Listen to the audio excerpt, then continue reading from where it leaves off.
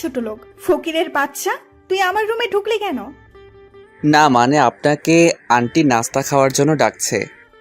তোকে আমি বলছি না আমার সামনে না আসতে, তারপরেও কেন বারবার আমার সামনে আসিস? আপনি কেন আমাকে এত অপমান করেন? আপনি যা বলেন আমি তো তাই করি। এ কথা বলার সাথে সাথে ঠাস করে নীলা ম্যাডাম আমার গালে একটা চড় মারলো।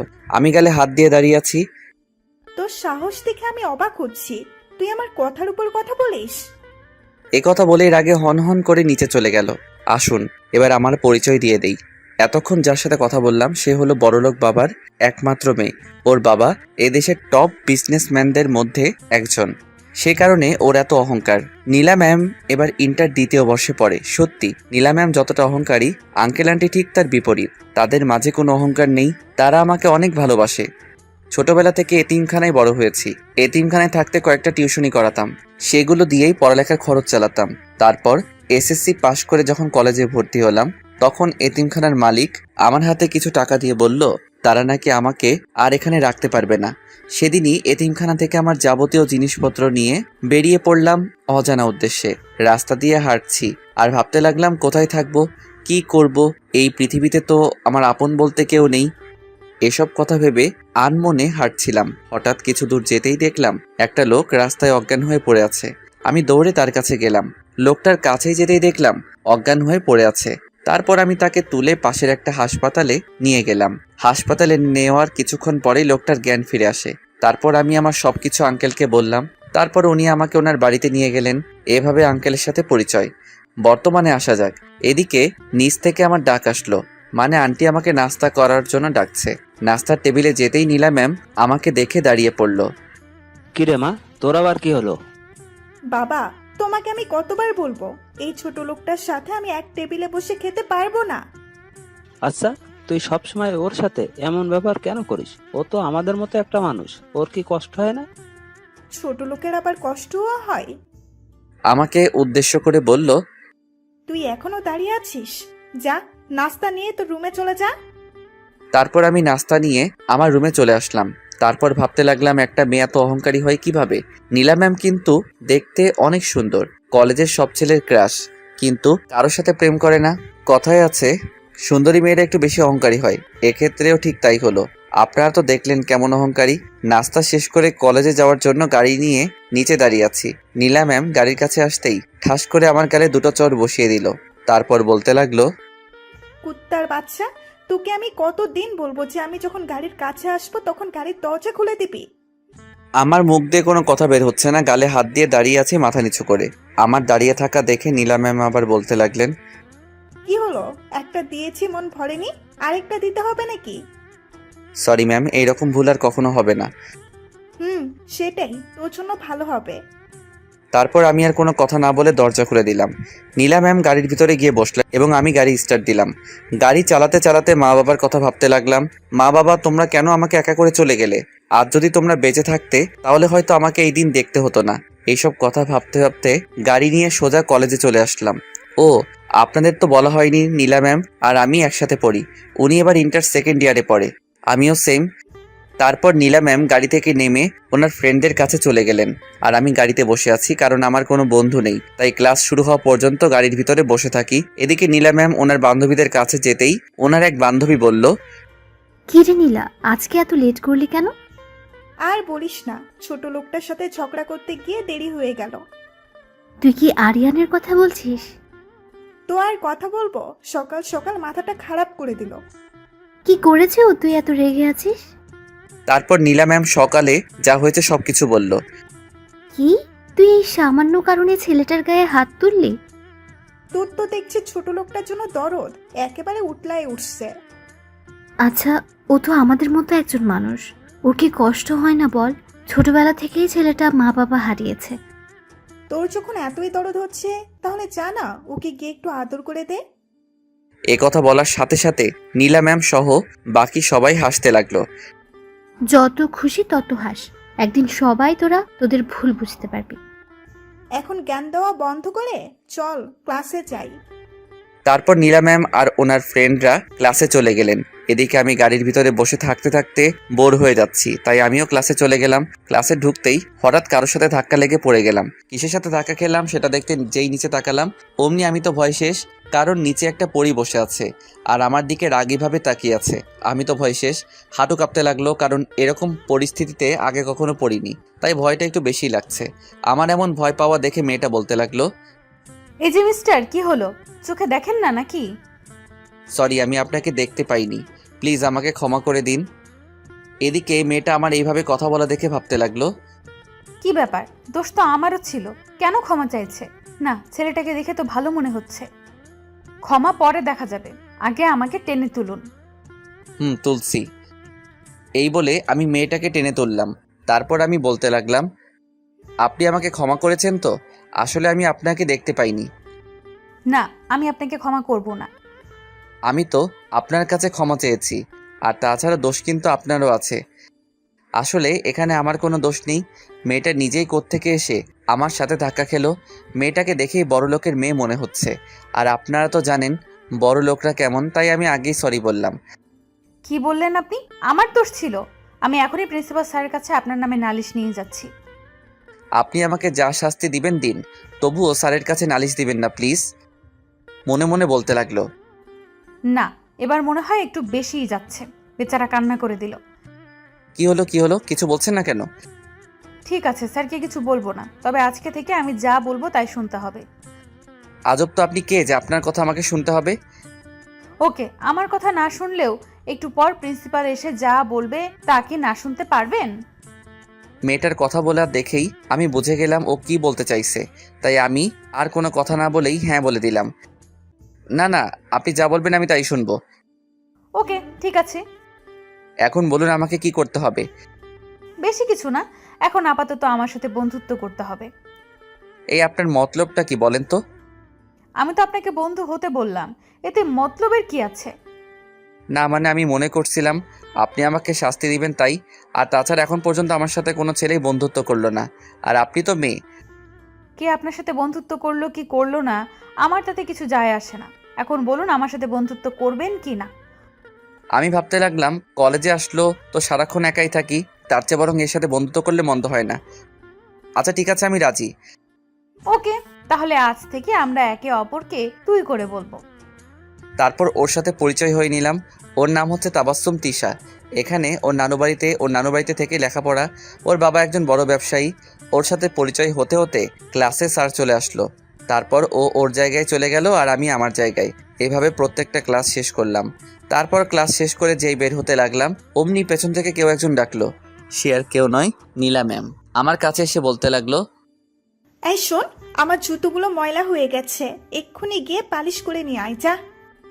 এখন তো আপনি বাড়িতে যাবেন, তাহলে জুতা পালিশ করার কি দরকার? এ কথা বলার সাথে সাথে নীলা ম্যাম আমার গালে একটা ঠাস করে বসিয়ে দিলেন আর রেগে বলতে লাগলেন, তোর সাহস দেখে আমি অবাক হচ্ছি, তুই আমার কথার উপর কথা বলছিস। এই কথা বলে নীলা ম্যাম জুতাগুলো আমার গায়ের উপর ছুঁড়ে মারলেন। এই নে, তোর হাতে 5 মিনিট সময় আছে, এর মধ্যে তুই জুতোগুলো পালিশ করে নিয়ে আসবি। তারপর আমি আর কোনো কথা না বলে জুতাগুলো পালিশ করতে নিয়ে গেলাম। জুতা পালিশ করে যেই নীলা ম্যামের কাছে গেলাম, কলেজে গিয়ে দেখি নীলা ম্যাম কোথাও নেই, গাড়িটাও নেই। তার মানে উনি বাড়ি চলে গেছেন। এসব ভাবতে ভাবতে হঠাৎ আমার ফোনটা বেজে উঠল। ফোনটা হাতে নিয়ে দেখি নীলা ম্যাম কল দিয়েছেন। তারপর কল রিসিভ করতেই উনি বলতে লাগলেন, ওই, তুই এখন কোথায় আছিস? ম্যাম আমি তো কলেজে, আপনি কোথায়? দেখতে পাচ্ছি না যে। শোন, আমি বাড়ি চলে আসছি, তুইও বাড়ি চলে আয়। তার মানে উনি এসব অপমান করার জন্য করলেন। এখন যদি আমি ওনার সাথে সাথে কথা কাটাকাটি করি তাহলে বাড়ি গেলে নিশ্চিত আমার কপালে দুঃখ আছে। তাই আমি একটু শান্তভাবে বললাম, আমি আসছি। তারপর কল কেটে দিলেন। আজ আমি এতিম বলে উনি আমার সাথে যা খুশি তাই করছেন। কেন, এতিমরা কি মানুষ না? আমাদের কি কষ্ট হয় না?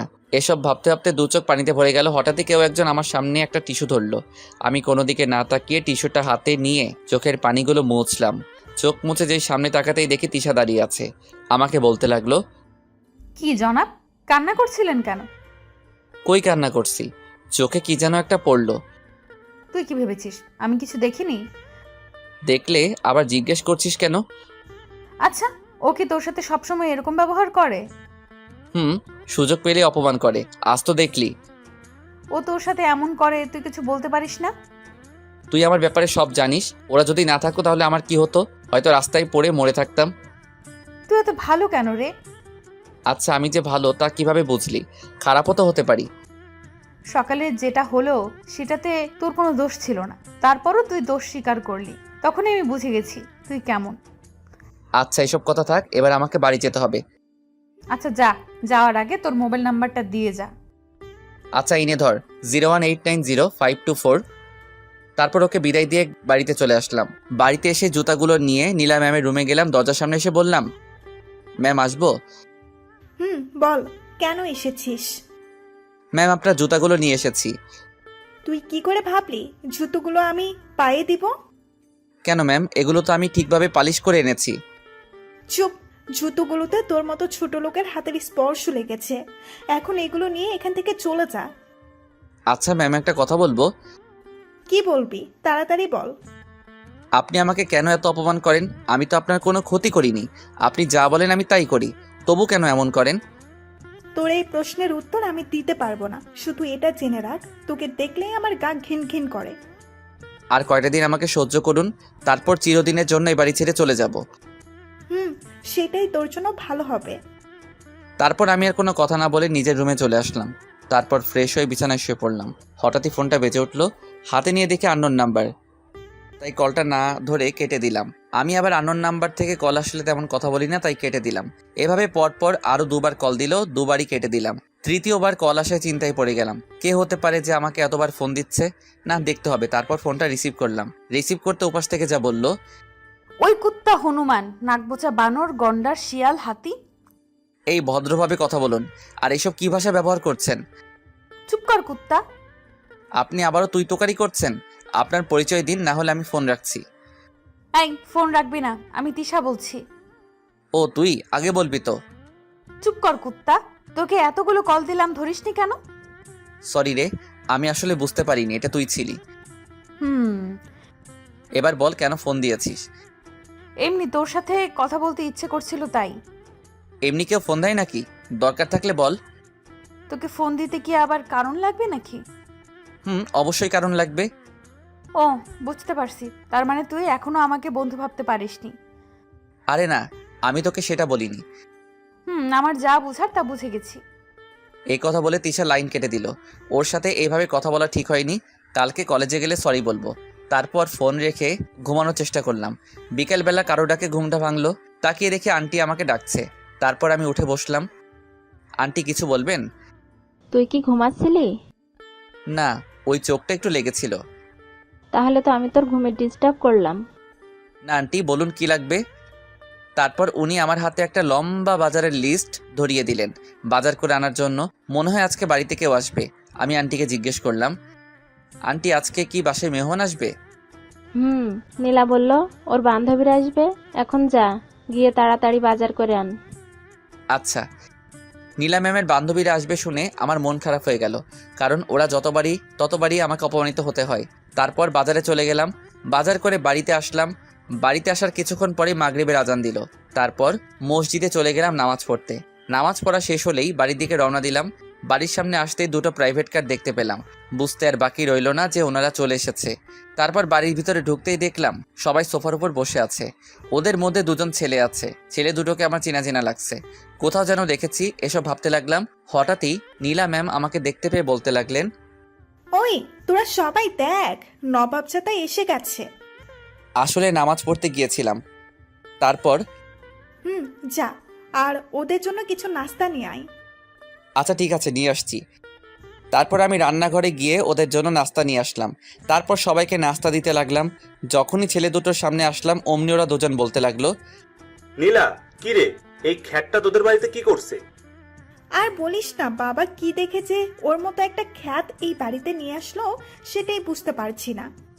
ছেলেটা আবার বলতে লাগলো, নিশ্চয় ওর কোনো মতলব আছে তাই।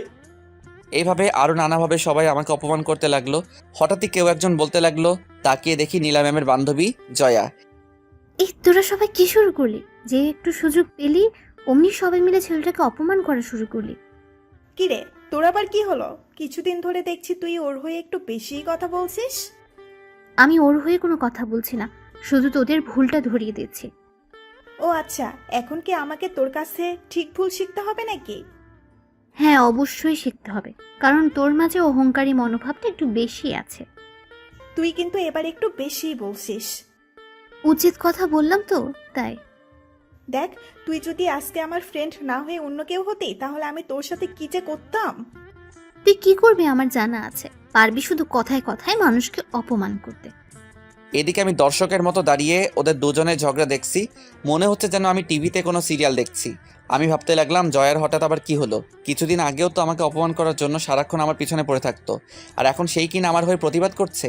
এভাবে ঝগড়া করতে করতে এক পর্যায়ে জয়া বলল, তোর সাথে বন্ধুত্ব করে আমি অনেক বড় ভুল করে ফেলেছি।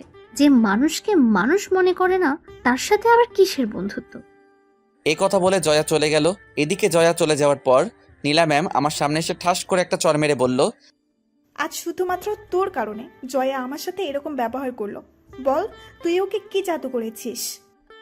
গালে হাত দিয়ে মাথা নিচু করে দাঁড়িয়ে আছি, মুখ দিয়ে কোনো কথা বের হচ্ছে না। কি হলো, কথা বলছিস না কেন? কি বলবো? তোকে তো আমি পরে দেখে নিব, আগে এদের বিদায় করি। তারপর নীলা ম্যাম ওনার বাকি ফ্রেন্ডদের সাথে মজা করতে লাগলেন। আমার আবার ছেলে দুটোর উপর চোখ পড়ল। ওদের কোথাও যেন দেখেছি, কিন্তু মনে করতে পারছি না। ছেলে দুটোর মধ্যে একজন বলে উঠল, নীলা, এবার আমাদের যেতে হবে। আর আঙ্কেল কোথায়? ওনাকে দেখছি না যে। বাবা কিছুদিনের জন্য দেশের বাইরে গেছে, এই তো কিছুদিন পরেই চলে আসবে। তারপর নীলা ম্যামের সব ফ্রেন্ডরা খাওয়া দাওয়া করে চলে গেলেন। ওরা সবাই চলে যেতেই নীলা ম্যাম আমার সামনে এসে আমার দিকে রাগী দৃষ্টিতে তাকিয়ে চলে গেলেন। আমি বুঝতে পারলাম আজকে রাতে আমার ঘুমের 12টা বাজবে, কারণ নীলা ম্যাম যখন বেশি রেগে থাকেন উনি তখন আমাকে দিয়ে সারা রাত ওনার সেবা করান। তারপর আমিও আর দাঁড়িয়ে না থেকে আমার রুমে চলে আসলাম। আমার মাথায় শুধু ছেলেগুলোর কথা আসছে, কোথায় দেখেছি ধুর কিছুই মনে আসছে না। এদিকে ডিনার করার জন্য নিচ থেকে আন্টির ডাক আসলো, তাই নিচে চলে গেলাম। তারপর খাওয়া দাওয়া করে আবার উপরে চলে আসলাম। বিছানায় শুয়ে আছি, কিন্তু চোখে কিছুতেই ঘুম আসছে না, তাই উঠে ছাদে গেলাম। গিয়ে কিছুক্ষণ হাঁটাহাঁটি করে রুমে আসলাম। রুমে আসা কিছুক্ষণ পরে নীলা ম্যামের নাম্বার থেকে একটা কল আসলো। আমার আর বুঝতে বাকি রইল না যে কেন ফোন দিয়েছে। আমিও আর বসে না থেকে ওনার রুমে চলে গেলাম। গিয়ে দেখি বিছানায় বসে মোবাইল চালাচ্ছে। আমি যেতেই বলতে লাগলো, কিরে, তোর আসতে এত সময় লাগলো কেন? আমি তো আপনার ফোন পাওয়ার সাথে সাথে চলে এলাম। চুপ, আবার মুখে মুখে কথা বলছিস। আমার সাথে সাথে আয়। এমনি অনেক শীতের রাত, তাই ভাবতে লাগলাম উনি আজকে আমাকে কি শাস্তি দিবেন। বাথরুমের সামনে এসে বলতে লাগলেন, বাথরুমের ভেতরে গেলে কিছু জামা কাপড় দেখতে পাবি, যা বসে বসে ওগুলো কাচতে শুরু কর। ভালোভাবে কাচবি, যাতে একটা ময়লাও না থাকে। কি? কিন্তু ম্যাম, ওগুলোর জন্য এক্সট্রা কাজের লোক আছে। আছে, কিন্তু ওরা ঠিক মতো ধুতে পারে না, তাই আজ তোকে দিয়ে করাচ্ছি। এখন কথা না বলে কাজে লেগে পড়। এই কথা বলে নীলা ম্যাম চলে গেলেন। আমি মনে মনে বলতে লাগলাম, কি শয়তান মেয়ে রে বাবা, এই শীতের রাতে নাকি আমাকে কাপড় কাচতে হবে, আর কি কি করাবে কে জানে। এইভাবে নীলা ম্যাম সারা রাত আমার উপর অত্যাচার করলেন। উনি নিজেও ঘুমাননি, শুধুমাত্র আমাকে কষ্ট দেওয়ার জন্য। কি ডেঞ্জারাস মেয়ে রে। ফজরের আজানের একটু আগে নীলা ম্যাম ঘুমিয়ে পড়লেন। তারপর আমিও আমার রুমে চলে আসলাম। তারপর মসজিদে চলে গেলাম। মসজিদ থেকে বাড়ি আসতেই দেখি আন্টি আর নীলা ম্যাম নাস্তা করছে। তারপর আমি আমার নাস্তা নিয়ে রুমে চলে আসলাম। আপনারা তো জানেন নীলা ম্যাম আমার সাথে এক টেবিলে খাবেন না।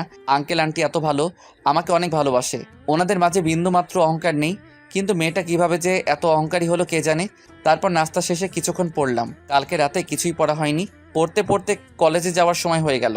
তারপর কলেজে যাওয়ার জন্য রেডি হলাম। তারপর নিচে নেমে গাড়ির কাছে এসে নীলা ম্যামের জন্য অপেক্ষা করতে লাগলাম। হঠাৎই নীলা ম্যামের দিকে চোখ গেল। আমি হাঁ করে ওনার দিকে তাকিয়ে আছি, কারণ আজকে ওনাকে অনেক সুন্দর লাগছে, একেবারে পরীর মতো লাগছে। কারণ আজকে একটা সাদা ড্রেস পরে এসেছেন, যেটা তার নীলা ম্যামের সৌন্দর্য আরও কয়েক গুণ বৃদ্ধি করে দিলেন। ওনাকে যে কেউ দেখলে বাস খাবে, থুকু ক্রাশ খাবে। তারপর উনি সামনে আসতে তাড়াতাড়ি আমি গাড়ি দরজা খুলে দিলাম, না হলে আবার গালটা লাল হয়ে যাবে। তারপর গাড়িতে উঠে গাড়ি স্টার্ট দিলাম।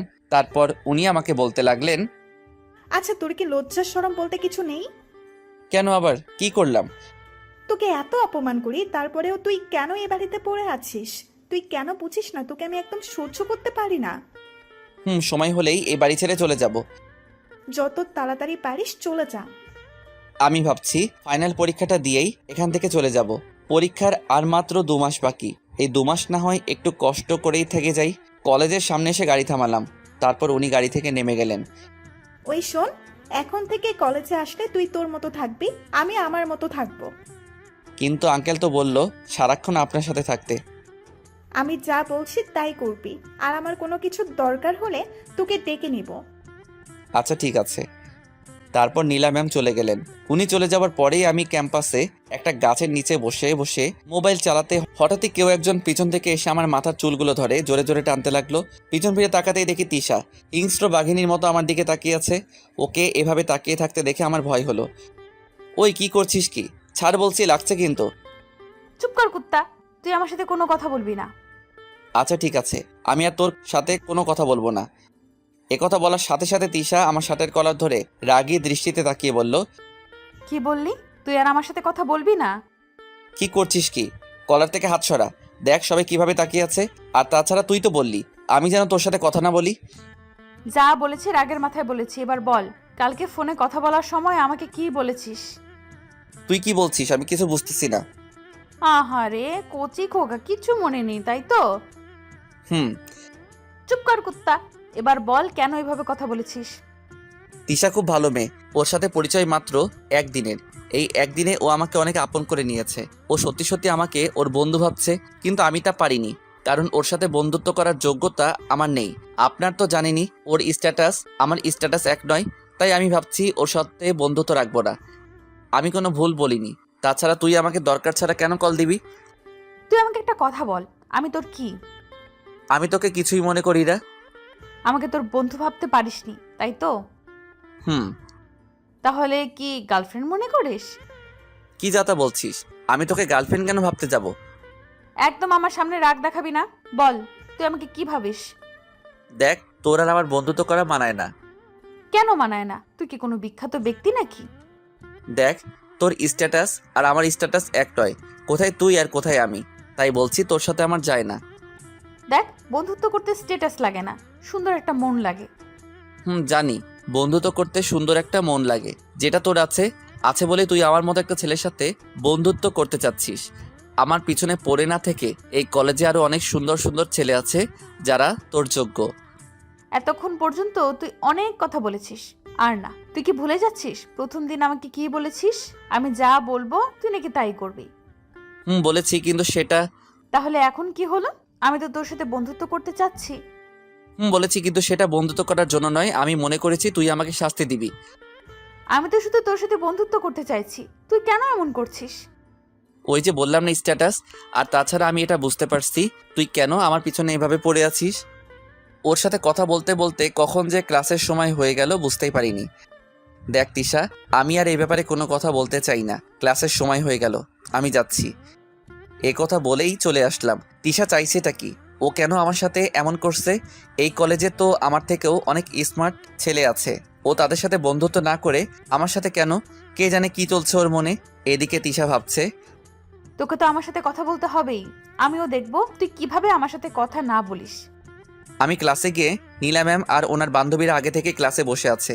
আমি ক্লাসে ঢুকতে নীলা ম্যাম বলতে লাগলো, ওই শোন, এতক্ষণ কোথায় ছিলি? এই তো ক্যাম্পাসে ছিলাম। কেন, কোনো কিছু লাগবে নাকি? না, কিছু লাগবে না, যা এখান থেকে। তারপর আমি গিয়ে পিছনের একটা বেঞ্চে বসলাম। পুরো ক্লাসে শুধু একটা বেঞ্চ খালি ছিল, তাই সেখানে গিয়ে বসে পড়লাম। স্যার আসতেই এখনো কিছু সময় বাকি আছে, তাই আমি বইটা বার করে পড়তে লাগলাম। হঠাৎই দেখলাম কেউ একজন আমার পাশে এসে বসলো। তাকিয়ে দেখি তিশা। আমি আবার পড়ায় মনোযোগ দিলাম। কিছুক্ষণ পর ক্লাসে স্যার আসলো। সবাই দাঁড়িয়ে স্যারকে সালাম দিল। তারপর স্যার বলতেই, স্টুডেন্টস তোমরা সবাই কেমন আছো? সবাই একসাথে বলতে লাগলো, জি স্যার আমরা সবাই ভালো আছি, আপনি কেমন আছেন? আমিও ভালো আছি। তোমরা সবাই জানো আর 3 মাস পর তোমাদের পরীক্ষা, তা তোমাদের সবার প্রিপারেশন কেমন? সবাই একসাথে আলহামদুলিল্লাহ স্যার, আমাদের সবার প্রিপারেশন ভালো। আচ্ছা ঠিক আছে, আরিয়ান তুমি দাঁড়াও। তারপর আমি দাঁড়িয়ে গেলাম। স্যার বলতে লাগলো, এই ক্লাসের সবচেয়ে ভালো ও মেধাবী স্টুডেন্ট হচ্ছে তুমি। তোমার থেকে আমরা ভালো কিছু আশা করছি। আলহামদুলিল্লাহ স্যার, আমার প্রিপারেশন ভালো, শুধু আপনাদের একটু দোয়া চাই। আমরা তোমাদের সবার জন্য দোয়া করব। তোমরা সবাই হয়তো জানো তোমাদের একজন নতুন সহপাঠী এসেছে, তার নাম হলো তিশা। তিশা তুমি দাঁড়াও। তারপর তিশা দাঁড়ালো। ও হচ্ছে তোমাদের নতুন সহপাঠী। কিছু সমস্যার কারণে ও কলেজ পরিবর্তন করেছে। এসএসসিতে ওর রেজাল্ট অনেক ভালো।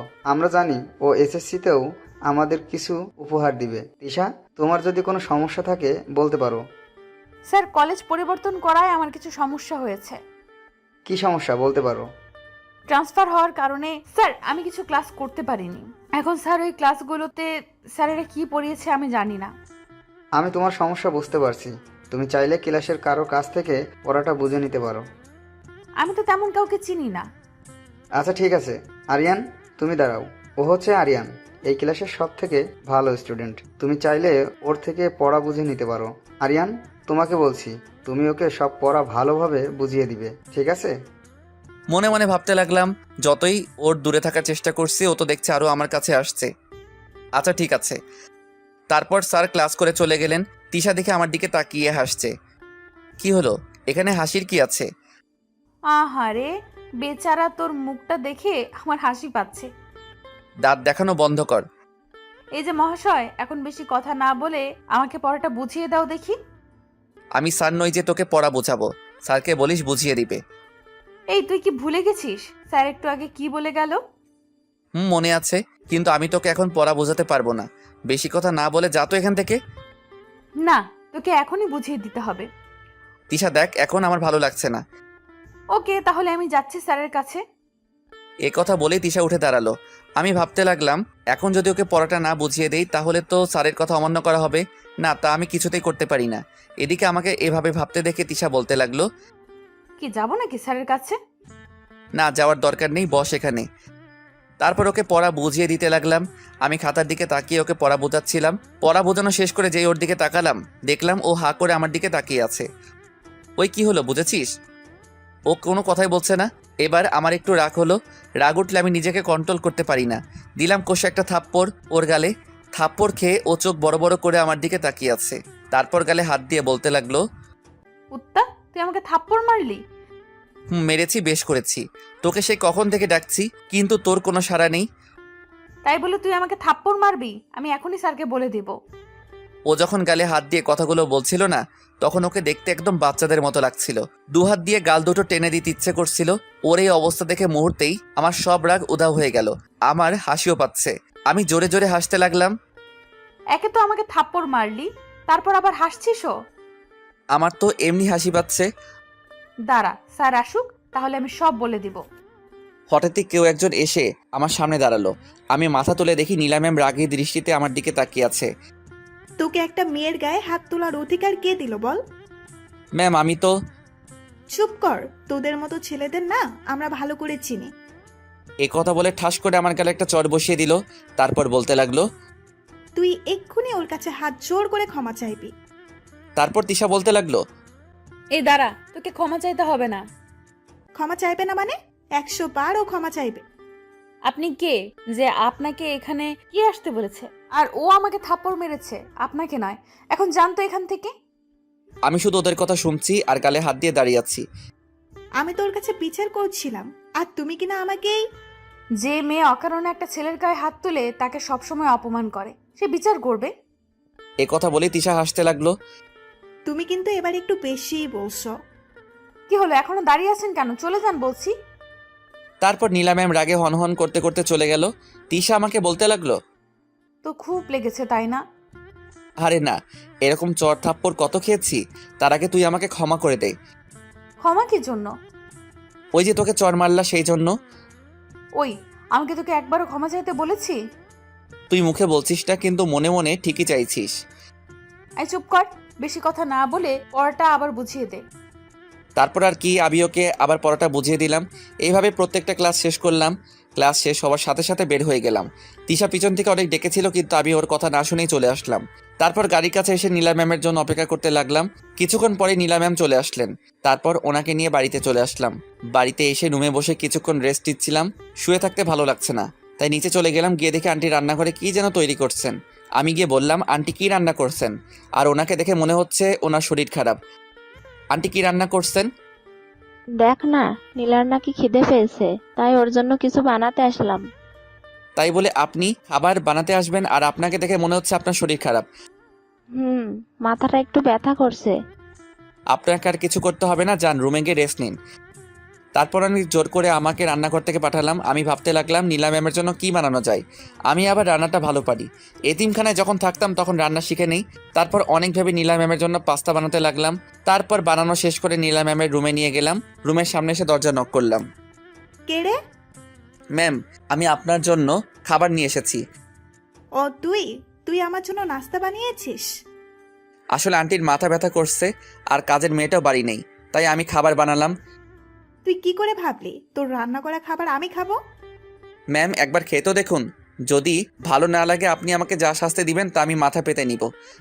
তুই যখন এত করে বলছিস তাহলে দে, খেয়ে দেখি। তারপর পাস্তার প্লেটটা ওনার হাতে দিলাম। উনি পাস্তার প্লেটটা হাতে নিয়ে খেতে লাগলেন। কি হলো ম্যাম, খাবার ভালো হয়নি? ভালো হয়েছে, এখন তুই যা। তারপর আমি চলে আসলাম। এদিকে নীলা ম্যাম ভাবতে লাগলো ও কিভাবে এত ভালো পাস্তা তৈরি করলো। রেস্টুরেন্টে ও তো এত ভালো পাস্তা খাওয়া যায় না। আমি রুমে আসলাম।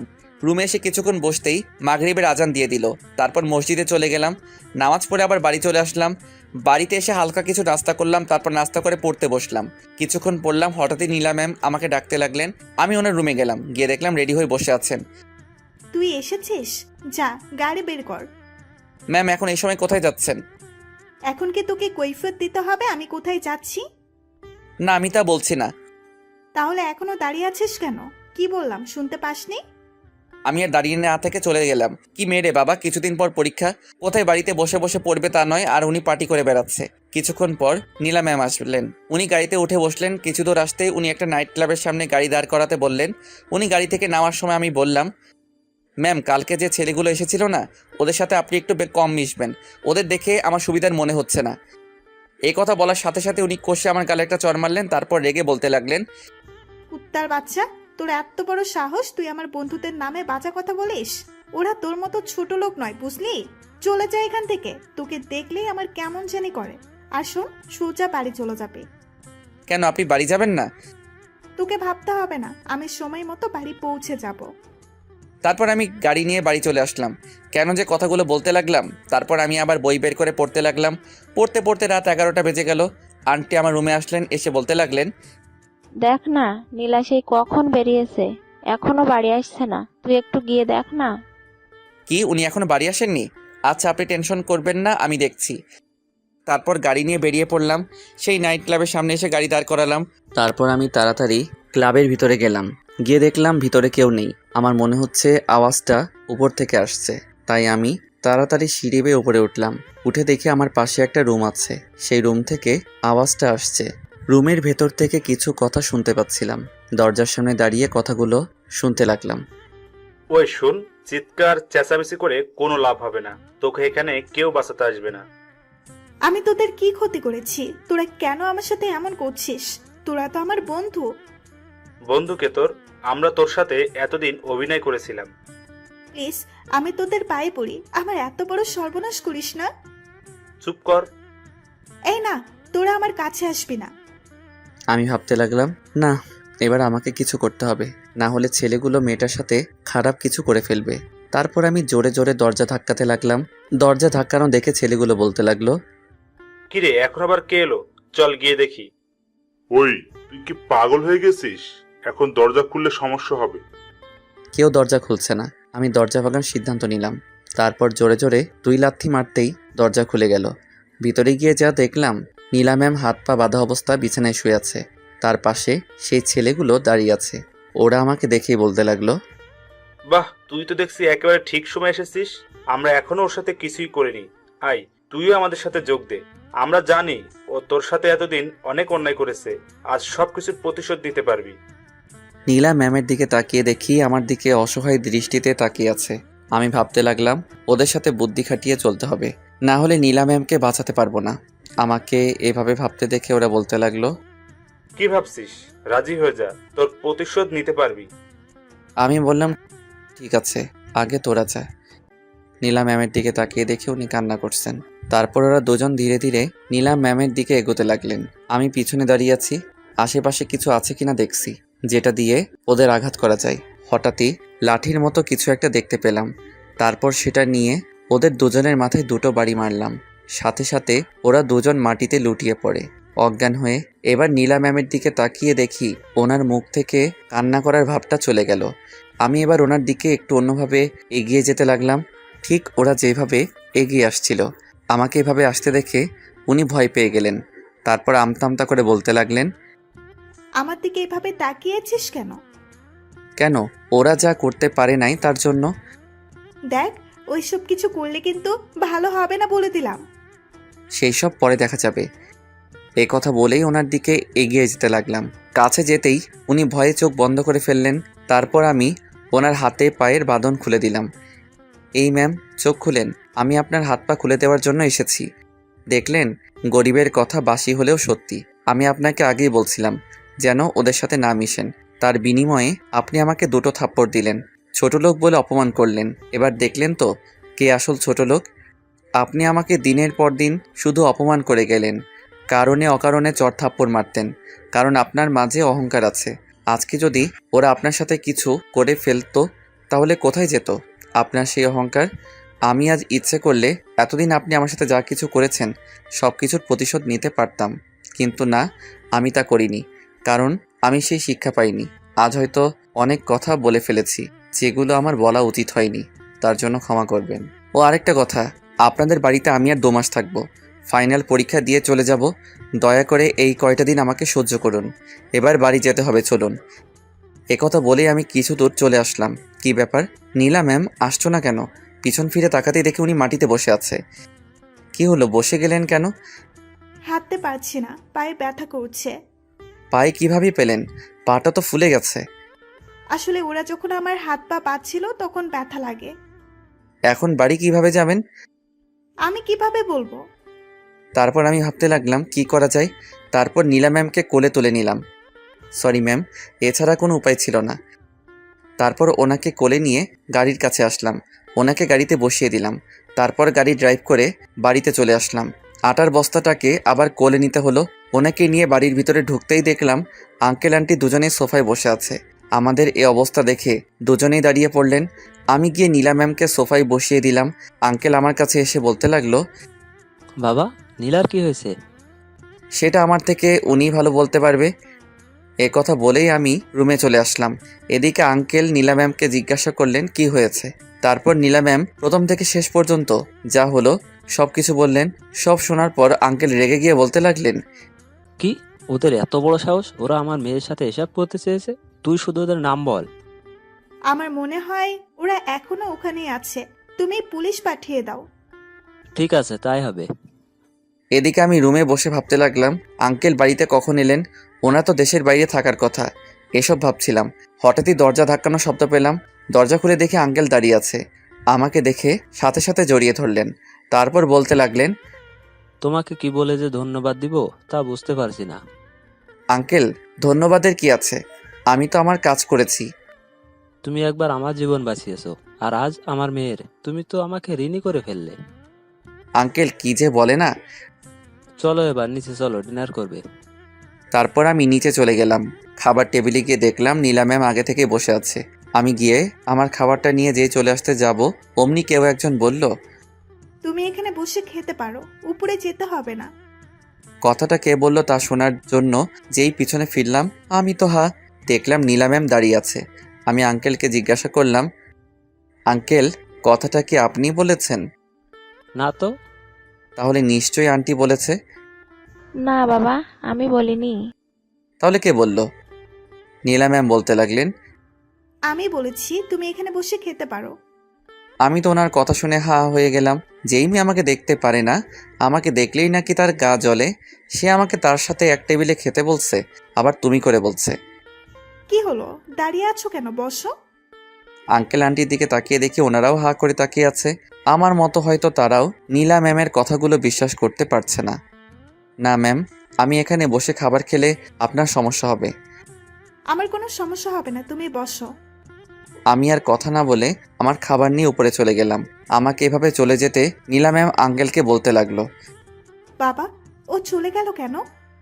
তুই ওর সাথে এতদিন যা করেছিস, তারপর তুই কি করে ভাবলি ও তোর সাথে বসে এক টেবিলে খাবার খাবে? আজ যদি ওর জায়গায় অন্য কেউ থাকতো তাহলে তোর থেকে সব কিছুর প্রতিশোধ নিত। ওর সাথে আর খারাপ ব্যবহার করিস না। এবার খাবারটা শেষ কর।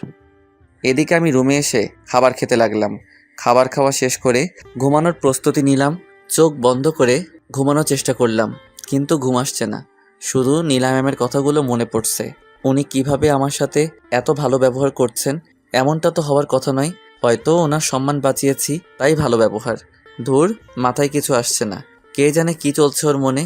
নীলা ম্যাম রুমে এসে ভাবতে লাগলেন, আজ পর্যন্ত ছেলেটাকে শুধু অপমান করে গেলাম। সত্যিই তো, আজ যদি ওর জায়গায় অন্য কেউ থাকতো তাহলে হয়তো আমার সাথে খারাপ কিছু হতো না। এতদিন যা অন্যায় করেছি সব কিছুর জন্য ক্ষমা চাইতে হবে। আমি ঘুমানোর চেষ্টা করছি, কিন্তু কিছুতেই ঘুম আসছে না। তাই মনে করলাম কিছুক্ষণ ফোন ঘাটাঘাটি করি। ফোনটা হাতে নিয়ে বন্ধ হয়ে গেছে। দূর, এখন কি করব? তারপর ফোনটা চার্জে লাগিয়ে ঘুমানোর চেষ্টা করলাম। ফজরের আজানের শব্দে ঘুমটা ভেঙে গেল। তারপর উঠে মসজিদে চলে গেলাম। নামাজ পড়া শেষ করে বাইরে কিছুক্ষণ হাঁটাহাঁটি করলাম। তারপর বাসায় চলে আসলাম। এসে দেখতে পেলাম এখনও কেউ ঘুম থেকে ওঠেনি। তাই আমি রুমে এসে পড়া শুরু করে দিলাম। আমি মাথা নিচু করে বই পড়ছিলাম। হঠাৎই কেউ একজন চা হাতে নিয়ে আমার সামনে দাঁড়ালো। আমি ভাবলাম হয়তো কাজের মেয়েটা এসে, তাই না দেখে বলতে লাগলাম, চাটা এখানে রেখে চলে যাও। মেয়েটা বলল, আচ্ছা ঠিক আছে। আমি ভাবতে লাগলাম কি ব্যাপার, ওর ভয়েস চেঞ্জ হলো কিভাবে। আমি মাথা তুলে যেই উপরের দিকে তাকালাম, দেখলাম নীলা ম্যাম দাঁড়িয়ে আছে চা নিয়ে। তারপর আমার আর কিছুই মনে নেই, মানে আমি অজ্ঞান হয়ে গেলাম। যখন জ্ঞান ফিরল তখন দেখলাম আমি বিছানায় শুয়ে আছি আর নীলা ম্যাম আমার পাশে বসে আছে।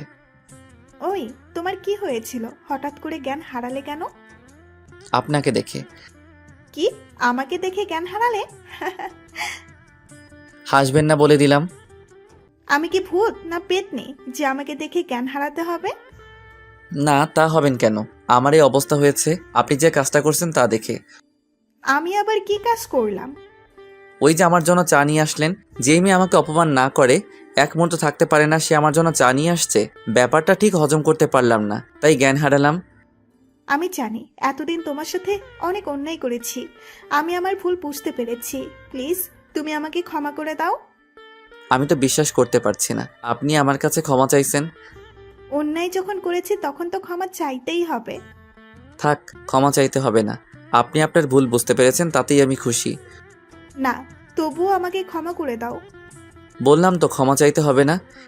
এ কথা বলেই আমি ওয়াশরুমে চলে গেলাম। আর এদিকে নীলা ম্যাম ভাবতে লাগলো, আমি জানি তুমি আমাকে ক্ষমা করতে পারো নাই। যে করেই হোক তুমি আমাকে ক্ষমা করে দাও। ওয়াশরুম থেকে বের হয়ে নীলা ম্যাম আছে কিনা দেখতে লাগলাম। না, নেই। টেবিলের উপর চায়ের কাপটা রাখা আছে। দেখি তো চাটা কেমন হয়েছে। না, ভালোই হয়েছে। কিছুক্ষণ পরেই কাজের মেয়েটা নাস্তা করার জন্য ডাকতে আসলো। আমি ওকে আমার নাস্তাটা রুমে দিয়ে যেতে বললাম। তারপর ও চলে গেল। কিছুক্ষণ পরে আবার আসলো খালি হাতে। এসে বলতে লাগলো, স্যার আপনাকে নিচে আসতে বলেছে। আমি বললাম, আচ্ছা ঠিক আছে আসছি। তারপর নিচে চলে গেলাম। খাওয়ার টেবিলে যেতে আঙ্কেল বলল, ও তুমি এসেছো? দাঁড়িয়ে আছো কেন? আপনি আমাকে ডেকেছিলেন। একসাথে নাস্তা করব, তাই তোমাকে ডেকে আনলাম। সরি আঙ্কেল, আমি এখানে বসে খাবার খেলে একজনের নাকি খাবার হজম হবে না। এই কথাটা বলার পর নীলা ম্যামের দিকে তাকিয়ে দেখি উনি মন খারাপ করে ফেলেছেন। দেখো, আমি জানি তুমি কথাগুলো কাকে বলছো। নীলা ওর ভুল বুঝতে পেরেছে, আর ও নাকি তোমার কাছে ক্ষমাও চেয়েছে। তাই প্লিজ তুমি ওকে ক্ষমা করে দাও। আচ্ছা ঠিক আছে, ক্ষমা করে দিলাম, কিন্তু আমি এখানে বসে খেতে পারবো না। কারণ উপরে খেতে খেতে আমার অভ্যাস হয়ে গেছে, তাই এখানে খেতে পারবো না। বুঝলাম, কিন্তু এখন থেকে এখানে বসে খাওয়ার অভ্যাস করতে হবে। সরি আঙ্কেল, আমি পারবো না। তুমি আমার কথার অমান্য করছো, বসো বলছি। তারপর আর কি, আঙ্কেলের রাগ দেখে ভয়ে বসে পড়লাম। নীলা ম্যামের দিকে তাকিয়ে দেখি ওনার মুখে হাসি দেখা যাচ্ছে। নাস্তা শেষ করে রুমে চলে গেলাম। ঘড়ির দিকে তাকিয়ে দেখি কলেজের সময় হয়ে গেছে। তাই আর দেরি না করে কলেজে যাওয়ার জন্য রেডি হলাম। তারপর নিচে এসে নীলা ম্যামের জন্য অপেক্ষা করতে লাগলাম। এখনও আসছে না কেন, তাই পকেট থেকে ফোনটা বের করলাম। কালকে রাতে মোবাইল চার্জে দেওয়ার পর আর ওপেন করিনি। মোবাইলটা ওপেন করতেই 50টা মিস কল, সবগুলো তিশার মোবাইল থেকে। ও এতগুলো মিস কল কেন দিল? হঠাৎই গাড়ির দরজা খোলার শব্দ পেলাম। দেখলাম নীলা ম্যাম গাড়ির ভিতরে বসে আছে। আমি ওনাকে যত দেখছি তত অবাক হচ্ছি। আপনারা তো জানেনই সেদিন গাড়ির দরজা খুলতে দেরি করায় উনি আমার সাথে কি করেছেন। তারপর গাড়ি স্টার্ট দিলাম। গাড়ি চলতে লাগলো তার আপন গতিতে। দুজনেই নীরব, কেউ কোনো কথা বলছে না। হঠাৎই নীলা ম্যাম নীরবতা ভেঙে বললেন, একটা কথা বলবো, এবার থেকে তুমি আর আমাকে ম্যাম বলে ডাকবে না। ও তাহলে কি বলে ডাকবো? কেন, আমার নাম ধরে ডাকবে। মাফ করবেন, আমি আপনাকে ম্যাম ছাড়া অন্য কিছু ডাকতে পারবো না। ও বুঝেছি, তার মানে আমাকে এখনো ক্ষমা করতে পারোনি। আমি সত্যি সত্যি আপনাকে ক্ষমা করেছি। যদি আমাকে নাম ধরে ডাকো তবেই বুঝবো তুমি আমাকে ক্ষমা করে দিয়েছো। আপনার উপর আমার কোনো রাগ নেই, যা ছিল সব শেষ। সেটা যদি আপনি বিশ্বাস না করেন তাহলে আমার কিছু করার নেই। তারপর কলেজে চলে আসলাম। নীলা ম্যাম গাড়ি থেকে নেমে ওনার ফ্রেন্ডের কাছে চলে গেল, আর আমি গাড়িতে বসে আছি। কিছুক্ষণ বসে থাকার পর ক্লাসে চলে গেলাম। ক্লাসে গিয়ে বসে বই পড়তে লাগলাম। আমার পাশে কেউ একজন এসে বসলো। তাকিয়ে দেখি নীলা ম্যামের বান্ধবী জয়া। তারপর আমাকে বলতে লাগলো, কেমন আছো? জি আলহামদুলিল্লাহ ভালো, আপনি কেমন আছেন? আমরা দুজন তো সমবয়সী, তাই আমাকে আপনি না বলে তুমি করে বলো। না থাক, আমি আপনি করেই বলবো। না, তোমাকে বলতেই হবে। তারপর ওর অনেক জোরাজোরিতে রাজি হলাম। আচ্ছা ঠিক আছে বলবো। তুমি দেখতে না খুব কিউট, একেবারে বাচ্চাদের মতো লাগে। তুমিও না, কি যে বলো। এভাবে দুজন হাসাহাসি করে কথা বলছিলাম। হঠাৎই দরজার দিকে চোখ যেতেই দেখলাম নীলা ম্যাম আর তিশা, একজন সামনে দাঁড়িয়ে আছে আর একজন পিছনে। দুজনের রাগী দৃষ্টিতে আমার দিকে তাকিয়ে আছে। কিছুক্ষণ তাকিয়ে থাকার পর নীলা ম্যাম ওনার জায়গায় বসে পড়লেন, আর তিশা রেগে আমার দিকে এগিয়ে আসলো। আমি ভাবতে লাগলাম এদের আবার কি হলো। তিশা আমার সামনে দাঁড়িয়ে বলতে লাগলো, এই তোর ফোন বন্ধ কেন? আমি কিভাবে বলবো আমার ফোন কেন বন্ধ? তোর ফোন তুই জানিস না। দেখ, আমি কিন্তু তোর উপর এমনিতেই রেগে আছি, আর রাগাবি না বলে দিলাম। আমার সাথে এভাবে কথা বলতে দেখে জয়া বলতে লাগলো, ওই মেয়ে কে তুমি? আর ওর সাথে এভাবে কেন কথা বলছো? ওই তুই চুপ কর। তোকে আমাদের মাঝে নাক গলাতে কে বলছে? ওই ভদ্রভাবে কথা বলো, না হলে ভালো হবে না বলে দিলাম। কি করবি তুই? এবার আমি বললাম, তোমরা দুজন কি শুরু করলে? তুই চুপ থাক। ওর কথা শুনে আমি ভয়ে বসে পড়লাম। এখন তুই এখান থেকে উঠ। আমি? তুই। ওর পাশে শুধু আমি বসবো। ও কি তোমার জামাই না প্রেমিক যে তুমি ওর পাশে বসবে? আপাতত কিছুই না, কিন্তু কিছুদিন পর সব হবে।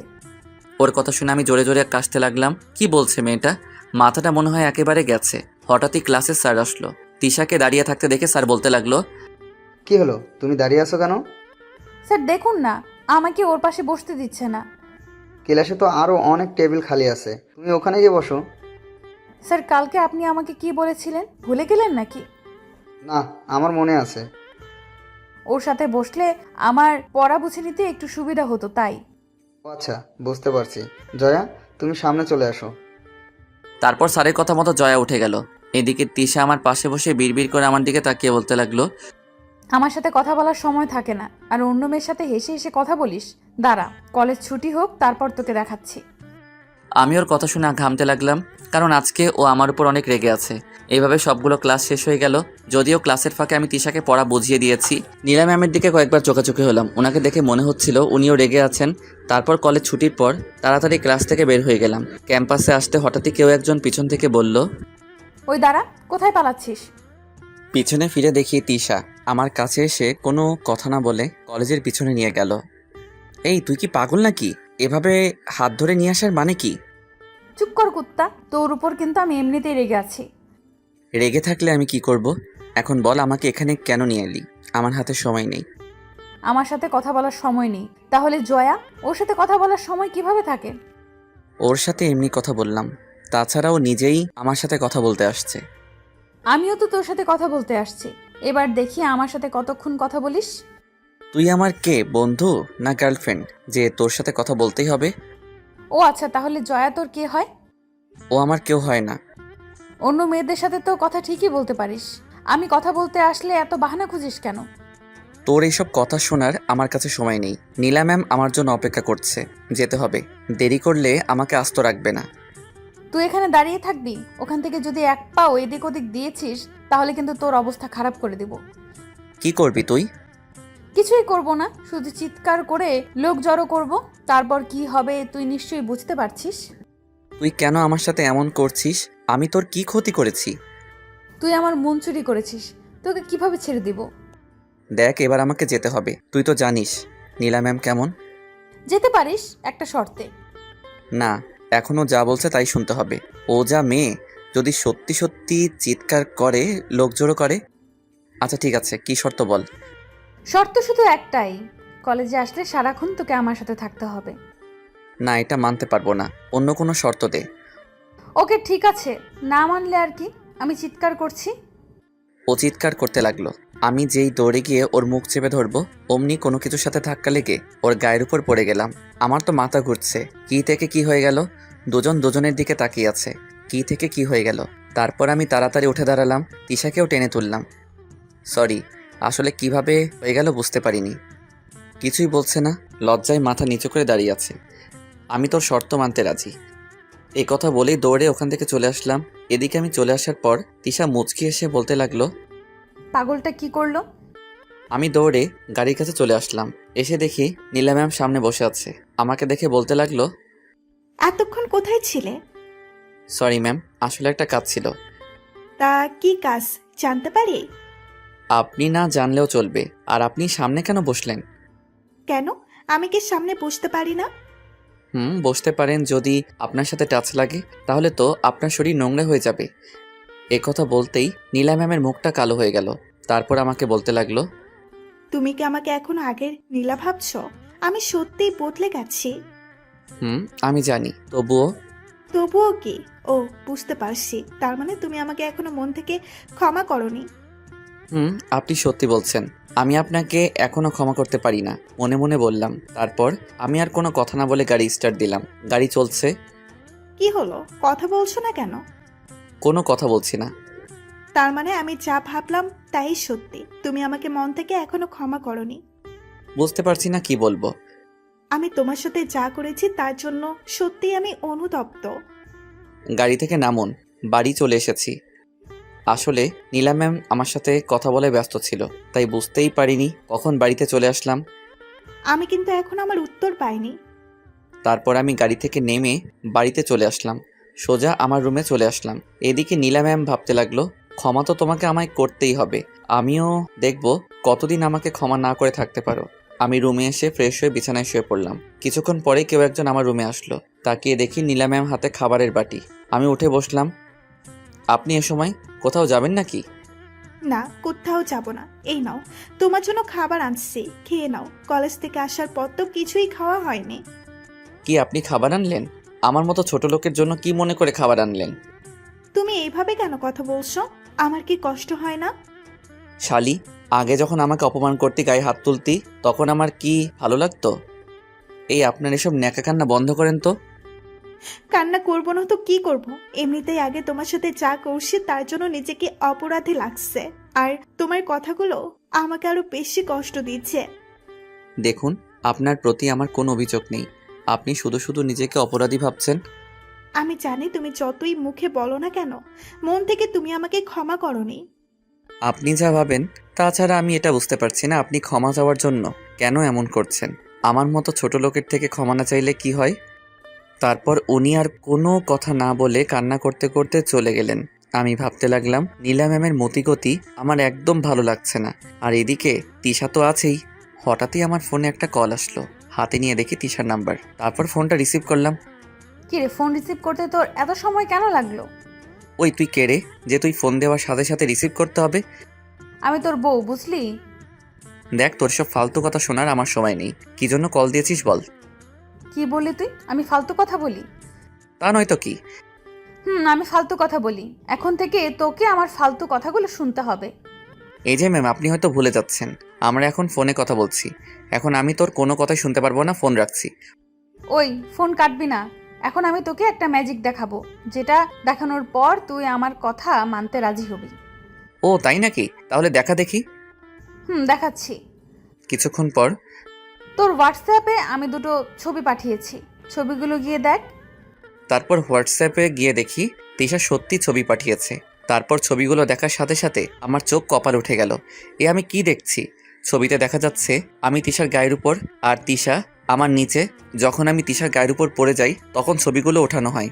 কিন্তু এটা কিভাবে সম্ভব? তখন তো তিশার হাতে ফোন ছিল না। না, আমাকে জানতে হবে। তারপর আমি নিজেই তিশাকে ফোন দিলাম। ফোন দেওয়ার সাথে সাথে রিসিভ করলো। মনে হচ্ছিল যেন আমার ফোন দেওয়ার অপেক্ষা ছিল। ওই কুত্তি, তুই ছবিগুলো কখন তুললি? আগে বল ম্যাজিকটা কেমন লাগলো? দেখ, আমি কিন্তু তোর উপর এমনিতেই রেগে আছি। আমি কি করেছি যে আমার বাবুটা রেগে আছে? কে বাবু? কিসের বাবু? এসব কি বলছিস? দেখ, আমি তোকে যা বলছি তার উত্তর দে। বল, ছবিগুলো কিভাবে তুললি? বলবো, সব বলবো, তবে ফোনে নয়। তুই এই ঠিকানায় চলে আয়। আমি কোথাও যেতে পারবো না, যা বলার ফোনে বল। ওকে, তুই যদি এখন না আসিস তাহলে আমি এই ছবিগুলো ফেসবুকে আপলোড করে দিব। তারপর কি হবে তুই নিশ্চয়ই বুঝতে পারছিস। তুই আমাকে ব্ল্যাকমেইল করছিস? করছি। এখন বেশি কথা না বলে 10 মিনিটের মধ্যে চলে আয়। আসছি।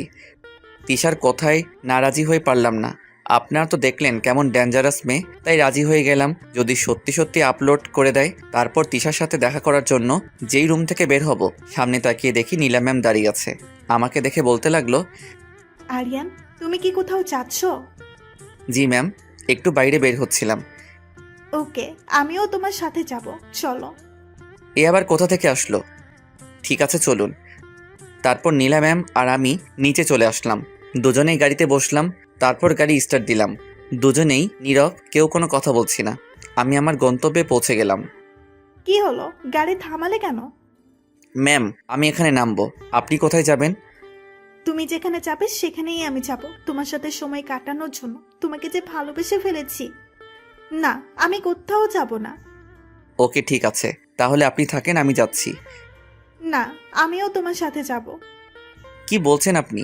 আমার মতো ছোট লোকের সাথে কোথাও গেলে তো আপনার মান সম্মান চলে যাবে। তুমি কেন আমার সাথে এমন করছো? আপনার সাথে কিছু করার ক্ষমতা আমার নেই। এ কথা বলে আমি চলে আসলাম। নীলা ম্যাম হয়তো আরও কিছু বলতে চেয়েছে। তিশার দেওয়া ঠিকানায় গিয়ে দেখি একটা বড় রেস্টুরেন্ট। এত বড় রেস্টুরেন্ট আগে কখনো আসিনি। ভিতরে গিয়ে দেখি অনেক লোকজন। তিশাকে এখন কোথায় পাবো? একটা কল দিয়ে দেখি। মোবাইল নেওয়ার জন্য যেই পকেটে হাত দিলাম, অমনি কোথা থেকে তিশা আমার সামনে দাঁড়ালো। বাহ, আজকে তো আমার হিরোকে খুব সুন্দর লাগছে। দেখ, তোর সব ফালতু কথা শোনার জন্য আমি এখানে আসিনি। এখন থেকে সব শুনতে হবে। এখন দাঁড়িয়ে না থেকে বস। তারপর আমরা দুজন একটা টেবিলে গিয়ে বসলাম। এবার কি খাবি অর্ডার কর। না, আমি কিছুই খাবো না, তুই শুধু আমার প্রশ্নের উত্তরগুলো দে। আরে বলবো, সব বলবো, আগে কিছু অর্ডার কর। তারপর আমি নুডলস অর্ডার করলাম। এবার বল, তুই ছবিগুলো কিভাবে তুললি? বলছি। তুই যখন আমার গায়ের উপর পড়ে গিয়েছিলি, তারপর সেখান থেকে উঠে তুই তো চলে গেলি। আমিও চলে যাচ্ছিলাম, হঠাৎই কিছু একটার দিকে আমার চোখ লেগে গেল। আমি সাথে সাথে থমকে গেলাম। থামলি কেন বল? আমি দেখলাম একটা সিসি ক্যামেরা লাগানো। তারপর আমি সেখান থেকে অফিসে গেলাম। গিয়ে দেখি অফিসে কেউ নেই। ব্যাস, এই সুযোগে আমি আমার কাজ করে চলে আসলাম। আচ্ছা, তুই ছবিগুলো কেন নিলি বল? তোকে নিজের কাছে রাখার জন্য। কি হলো বল? তার উত্তর খুব তাড়াতাড়ি পেয়ে যাবি। এখন বেশি কথা না বলে খাবার শেষ কর। না, আমার তাড়া আছে। নীলা ম্যাম গাড়িতে আমার জন্য অপেক্ষা করছে। কি বললি? ও তোর জন্য অপেক্ষা করছে? আমিও তোর মতো অবাক হচ্ছি। হয়তো সেদিন ওনার সম্মান বাঁচিয়েছি বলে। সম্মান বাঁচিয়েছিস মানে? তারপর আমি ওকে সবকিছু বললাম। সব শোনার পর তিশা বলল, আমার মনে হয় ও তোর সাথে আর খারাপ ব্যবহার করবে না। তাই যেন হয়। এবার আমাকে যেতে হবে। তোকে আমি কি বললাম, তাড়াতাড়ি খাবারগুলো শেষ কর। তারপর আর কি, খাওয়া শুরু করলাম। আমি খাচ্ছি আর তিশা এক দৃষ্টিতে আমার দিকে তাকিয়ে আছে। ওই, তুই যদি এইভাবে তাকিয়ে থাকিস তাহলে আমার অসুবিধা হবে। ওই বেশি কথা বলবি না। তারপর খাওয়া দাওয়া শেষ করে আমি বললাম, বিল কিন্তু তোকেই দিতে হবে। সেটা তোকে বলতে হবে না। তারপর তিশা বিল দিল। দুজনে রেস্টুরেন্ট থেকে বের হয়ে গেলাম। তিশা বলল, চল তোকে গাড়ি পর্যন্ত দিয়ে আসি। ওই, আমি কি ছোট বাচ্চা নাকি যে আমাকে দিয়ে আসতে হবে? আমার কাছে তুই এখনো বাচ্চা। তারপর দুজনেই গাড়ির কাছে চলে আসলাম। আমি তিশাকে বললাম, তিশা, তোকে আমি রিকোয়েস্ট করছি, তুই ছবিগুলো ডিলিট করে দিস। সময় হলে আমি নিজেই করে দেব। কি হলো, তোর ম্যামকে দেখছি না যে? তাই তো, এখানেই তো থাকার কথা। আছে হয়তো আশেপাশে কোথাও। এবার তুই চলে যা। যাচ্ছি। তার আগে তুই ওইদিকে দেখ তো, এটা কি দেখা যাচ্ছে? আমি যেই তাকালাম অমনি তিশা আমার গালে একটা ইয়ে দিয়ে চলে গেল। কি দিল আপনারা নিজেরা বুঝে নিয়েন, আমার বলতে লজ্জা করছে। আমি কিছুক্ষণ ঘোরের মধ্যে ছিলাম। হঠাৎই কেউ বলতে লাগলো, মেয়েদের থেকে পাপ্পি নিতে খুব ভালো লাগে, তাই না? কথাটা আর কেউ নয়, নীলা ম্যাম বললেন। ওনাকে দেখে আমার ভয় করছে, কারণ ওনার চোখ দুটো লাল হয়ে আছে। আমি আমতা আমতা করে বললাম, ম্যাম, আপনার শরীর ঠিক আছে তো? আপনাকে এমন দেখাচ্ছে কেন? উনি কোনো কথা না বলে আমার হাত ধরে গাড়িতে বসালেন। তারপর নিজেই গাড়ি ড্রাইভ করতে লাগলেন। ওনার গাড়ি চালানো দেখে মনে হচ্ছে আমার উপর প্রচণ্ড রেগে আছে। তারপর উনি বিড়বিড় করে বলতে লাগলেন, একবার শুধু বাড়িতে চল, তারপর তোকে দেখাচ্ছি। বাড়ির সামনে এসে উনি গাড়ি দাঁড় করালেন। তারপর রাগে হনহন করতে করতে ভিতরে চলে গেলেন। আমিও আর দাঁড়িয়ে না থেকে আমার রুমে চলে আসলাম। ঘড়ির দিকে তাকিয়ে দেখি 9টা বেজে গেছে। তাই বসে কিছুক্ষণ পড়লাম। কিছুক্ষণ পর খাওয়ার জন্য ডাক আসলো। আমি গেলাম। গিয়ে দেখি নীলা ম্যাম খাবার টেবিলে বসে আছে। আমাকে দেখে আমার দিকে রাগী দৃষ্টিতে তাকিয়ে আছে। আঙ্কেল আমাকে বলল, দাঁড়িয়ে আছো কেন, বসো। তারপর আমি বসলাম। তা তোমার পড়ালেখা কেমন চলছে? আপনাদের দোয়াই ভালোই চলছে। আর কিছুদিন পর পরীক্ষা, তা দুজনের প্রিপারেশন কেমন? আমি আর নীলা ম্যাম একসাথে বললাম ভালো। এভাবে কথা বলতে বলতে খাবারের পর্ব শেষ করলাম। খাবার শেষ করে আমি আমার রুমে চলে আসলাম। রুমে এসে কিছুক্ষণ পরে ঘুমানোর চেষ্টা করলাম। হঠাৎই দরজা আটকানোর শব্দে ঘুমটা ভেঙে গেল। তাকিয়ে দেখি নীলা ম্যাম, উনি আমার দিকে আস্তে এগিয়ে আসছে। কি হলো, আপনি এত রাতে এখানে কি করছেন?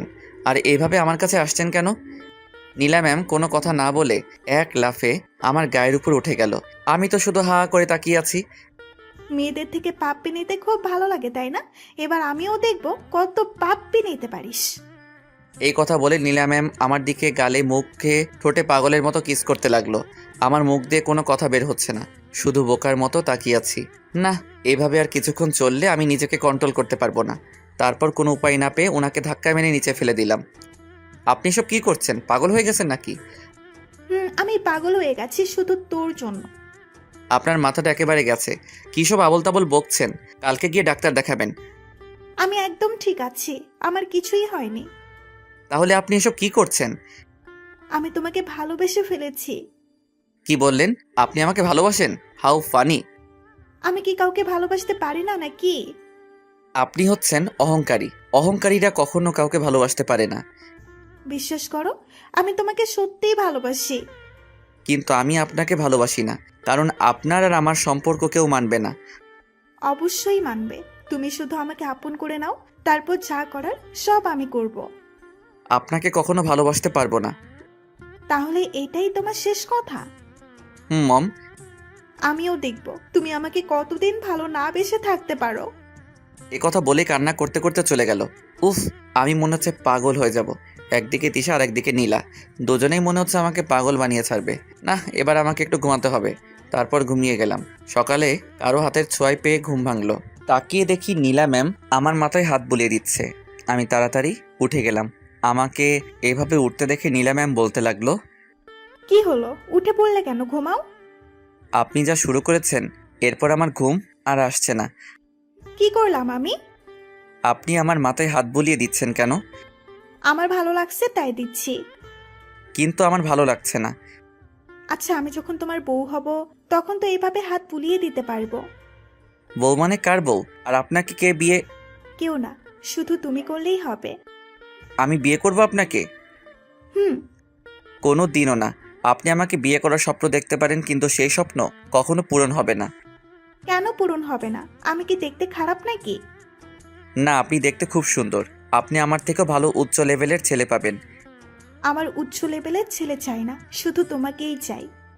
এটা আপনার আবেগ, যা কিছুদিন পর চলে যাবে। আবেগ নয়, আমি সত্যি সত্যি তোমাকে ভালোবাসি, বিশ্বাস করো। তোমার জন্য আমি নিজেকে বদলে ফেলেছি। আপনার ভালোবাসা আপনার কাছে রাখুন। এই কথা বলে আমি ওয়াশরুমে চলে আসলাম। ভালো তো তোমাকে আমায় বাসতেই হবে, সেটা যে করেই হোক। ওয়াশরুম থেকে বের হয়ে দেখি নীলা ম্যাম নেই। যাক বাবা, ভালোই হলো। এই মেয়ের মাথায় হঠাৎ ভালোবাসার ভূতটা কোথা থেকে এলো? নিশ্চয়ই কোনো মতলব আছে। কিছুক্ষণ পরে নাস্তা করার জন্য নিচে গেলাম। আমি গিয়ে টেবিলে বসতে অবাক হয়ে গেলাম, কারণ আজকে নীলা ম্যাম নাস্তা সার্ভ করছেন। আঙ্কেল, ওনার কি হয়েছে? আমিও তো তাই ভাবছি, যে মেয়ে কোনোদিন নিজের হাতে এক গ্লাস পানি এনে খায়নি, সে খাবার সাফ করছে। আমাদের এসব কথা শুনে নীলা ম্যাম বলতে লাগলো, তোমরা কি শুরু করেছো বলো তো? কি শুরু করলাম? আর তোকে এসব কাজ করতে কে বলেছে? কেউ বলেনি, আমি নিজে থেকেই করছি। আর তাছাড়া বিয়ের পর তো আমাকে এসব করতেই হবে, তাই আগে থেকেই করছি। তোর যেখানে বিয়ে দিব সেখানে তোকে এসব কিছুই করতে হবে না, এক্কেবারে রাজরানীর মতো থাকবি। না, আমি রাজরানীর মতো থাকতে চাই না। আর আমি যাকে বিয়ে করব তার বাড়িতে আমাকে এসব কিছু করতে হবে। আমার মেয়ে মনে হয় কাউকে পছন্দ করছে। তা ছেলেটাকে? এখন না বাবা, সময় হলে সব জানতে পারবে। কথা না বলে নাস্তা করো। এদিকে নীলা ম্যামের কথা শুনে আমার অবস্থা খারাপ হয়ে গেল। না, এ বাড়িতে দেখছি বেশি দিন থাকা যাবে না। তারপর নাস্তা শেষ করে নিজের রুমে চলে আসলাম। আজকে কলেজ বন্ধ, তাই রুমে এসে ভাবতে লাগলাম কি করব। অনেক দিন হয়ে গেল ছাদে যাইনি। ছাদে গিয়ে এদিক ওদিক হাঁটতে লাগলাম। কিছুক্ষণ পরেই ফোনটা বেজে উঠল। হাতে নিয়ে দেখি তিশা। এর আবার কি হলো? কোথাও শান্তিতে একটু থাকতেও পারবো না। উফ, একটা যেতে না যেতে আরেকটা। আমার মতো পিচ্চির পক্ষে কি এত চাপ নেওয়া সম্ভব? ফোনটা রিসিভ করলাম। বলো। তুই এখন কোথায়? বাড়িতে আছি। কেন? ওকে, তাহলে তুই থাক, আমি গাড়ি নিয়ে আসছি। ওই গাড়ি নিয়ে আসছি মানে? আমি এখন তোর সাথে কোথাও যেতে পারবো না। তুই যাবি, 100 বার যাবি। তুই আমাকে এখন বাড়ির ঠিকানাটা দে। না, আমি দিতে পারবো না। তুই দিবি না? ওকে ঠিক আছে, আমি ছবিগুলো এখনই ফেসবুকে আপলোড করছি। এই না না, কিছু করবি না। ওকে বাবু, তাহলে ভালোই ভালো ঠিকানাটা দাও। এই নে। আমি 5 মিনিটের মধ্যে আসছি, তুমি রেডি হয়ে থাকো। তারপর তিশা ফোন কেটে দিল। কে ফোন দিয়েছিল? চেয়ে দেখি নীলা ম্যাম। একটা ফ্রেন্ড। কোন ফ্রেন্ড? সত্যি বলবে? আসলে কালকে যার সাথে দেখা করতে গিয়েছিলাম সে। এ কথা বলতে না বলতে নীলা ম্যাম তেলে বেগুনে জ্বলে উঠল। তারপর বলতে লাগলো, কি তুই ওই কুত্তিটার সাথে দেখা করতে যাচ্ছিস? তুই যদি বাড়ির বাইরে এক পা রেখেছিস তাহলে আমি তোর ঠ্যাং ভেঙে ফেলবো। যাব, 100 বার যাব। আপনি আমার কে হন? দেখতে চাস তুই আমার কে? এ কথা বলেই নীলা ম্যাম আমার মাথার পিছনে হাত দিয়ে ওনার ঠোঁটের সাথে আমার ঠোঁট লাগিয়ে দিলেন। তারপর নীলা ম্যাম আমার ঠোঁটের উপরে অত্যাচার করতে লাগলো। এইভাবে পুরো 5 মিনিট অত্যাচার করলো। তারপর ছেড়ে দিয়ে বলতে লাগলো, এবার নিশ্চয়ই বুঝে গেছো তুমি আমার কে হও। আর বাড়ির বাইরে বের হবার কথা যেন মাথায়ও না আসে। এ কথা বলেই নীলা ম্যাম চলে গেল। এদিকে আমি পড়লাম মাইন্ডকার চিপাই। একদিকে তিশা আর একদিকে নীলা। এসব ভাবতে ভাবতে আবার কল আসলো। আর কেউ নয়, তিশা কল দিল। রিসিভ করতে তিশা বলতে লাগলো, কিরে, কোথায় তুই? বাড়িতে। তুই কি চলে এসেছিস? আমি বাইরে দাঁড়িয়ে আছি, তুই তাড়াতাড়ি চলে আয়। কুর্তিটা তাহলে চলে এসেছে। এখন একে কিভাবে ম্যানেজ করব? না কিছু একটা করতে হবে। আসলে আমার না শরীর খারাপ করছে, কোথাও যেতে পারবো না। কি বললি? তোর শরীর খারাপ করছে? আমাকে আগে বলবি না? আসলে হঠাৎ করে শরীর খারাপ হয়ে গেল। চুপ কর, মিথ্যা বলার জায়গা পাস না, তাই না? এই রে, ও তো মনে হয় ধরে ফেলেছে। এখন কি করি? সত্যি বলছি, বিশ্বাস কর। 5 মিনিট সময় দিলাম, এর মধ্যে যদি রেডি হয়ে চলে আসিস তাহলে বেঁচে যাবি, আর যদি না আসিস তাহলে আমি কি করব আমি নিজেও জানি না। এ কথা বলেই ফোন কেটে দিল। আমি এখন কি করব? তিশার কাছে যেতে হলে তো নীলা ম্যামের সামনে দিয়ে যেতে হবে। না, ওনার সামনে দিয়ে যাওয়া যাবে না। কি করি এসব ভাবছিলাম। হঠাৎই পাশে একটা গাছের দিকে নজর গেল। গাছটা একেবারে ছাদের গা ঘেঁষে আছে। তারপর রুমে এসে জামা কাপড় চেঞ্জ করে আবার ছাদে চলে গেলাম। তারপর কোনো মতে গাছ বেয়ে নিচে নামলাম। আশেপাশে কেউ আছে কিনা দেখতে লাগলাম। না, কেউ নেই। তারপর এক দৌড়ে গেট ফেরিয়ে চলে আসলাম। এসে দেখি তিশা রাস্তার ওপারে দাঁড়িয়ে আছে। আমাকে এভাবে আসতে দেখে তিশা বলতে লাগলো, তোর পেছনে কি কুকুর তাড়া করছে নাকি? আরে না, এখন এত কথা বলার সময় নেই। কি জন্য ডাকলি সেটা বল। গাড়িতে ওঠ, আমার সাথে এক জায়গায় যেতে হবে। দেখ, আমি এখন কোথাও যেতে পারবো না, বাড়িতে কাজ আছে। আমি যখন বলেছি তাহলে তোকে যেতেই হবে। এবার আমি কি করি? নীলা ম্যাম যদি বাড়িতে না দেখে তাহলে কি হবে? উফ, কি যে করি। তিশা দেখ, তুই আমার বোনের মতো। আমি ভাই হয়ে তোকে রিকোয়েস্ট করছি, প্লিজ আমাকে যেতে দে। এ কথা বলার সাথে সাথে তিশা রেগে গেল। ওর চোখ দিয়ে যেন আগুনের গোলা বের হচ্ছে। আমার কলার ধরে বলতে লাগলো, কি বললি? আমি তোর বোনের মতো? তোকে তো আমার বোনের মতো দেখি। চুপ! আর একবার যদি তুই কথাটা বলেছিস তাহলে আমি তোর নাক ফাটিয়ে দিব। আর এতে রেগে যাওয়ার কি আছে? আমি কি ভুল কিছু বললাম? ওই, আমি কি তোর মায়ের পেটের বোন হই? না, কিন্তু আমি তোকে সবসময় ওই নজরে দেখেছি।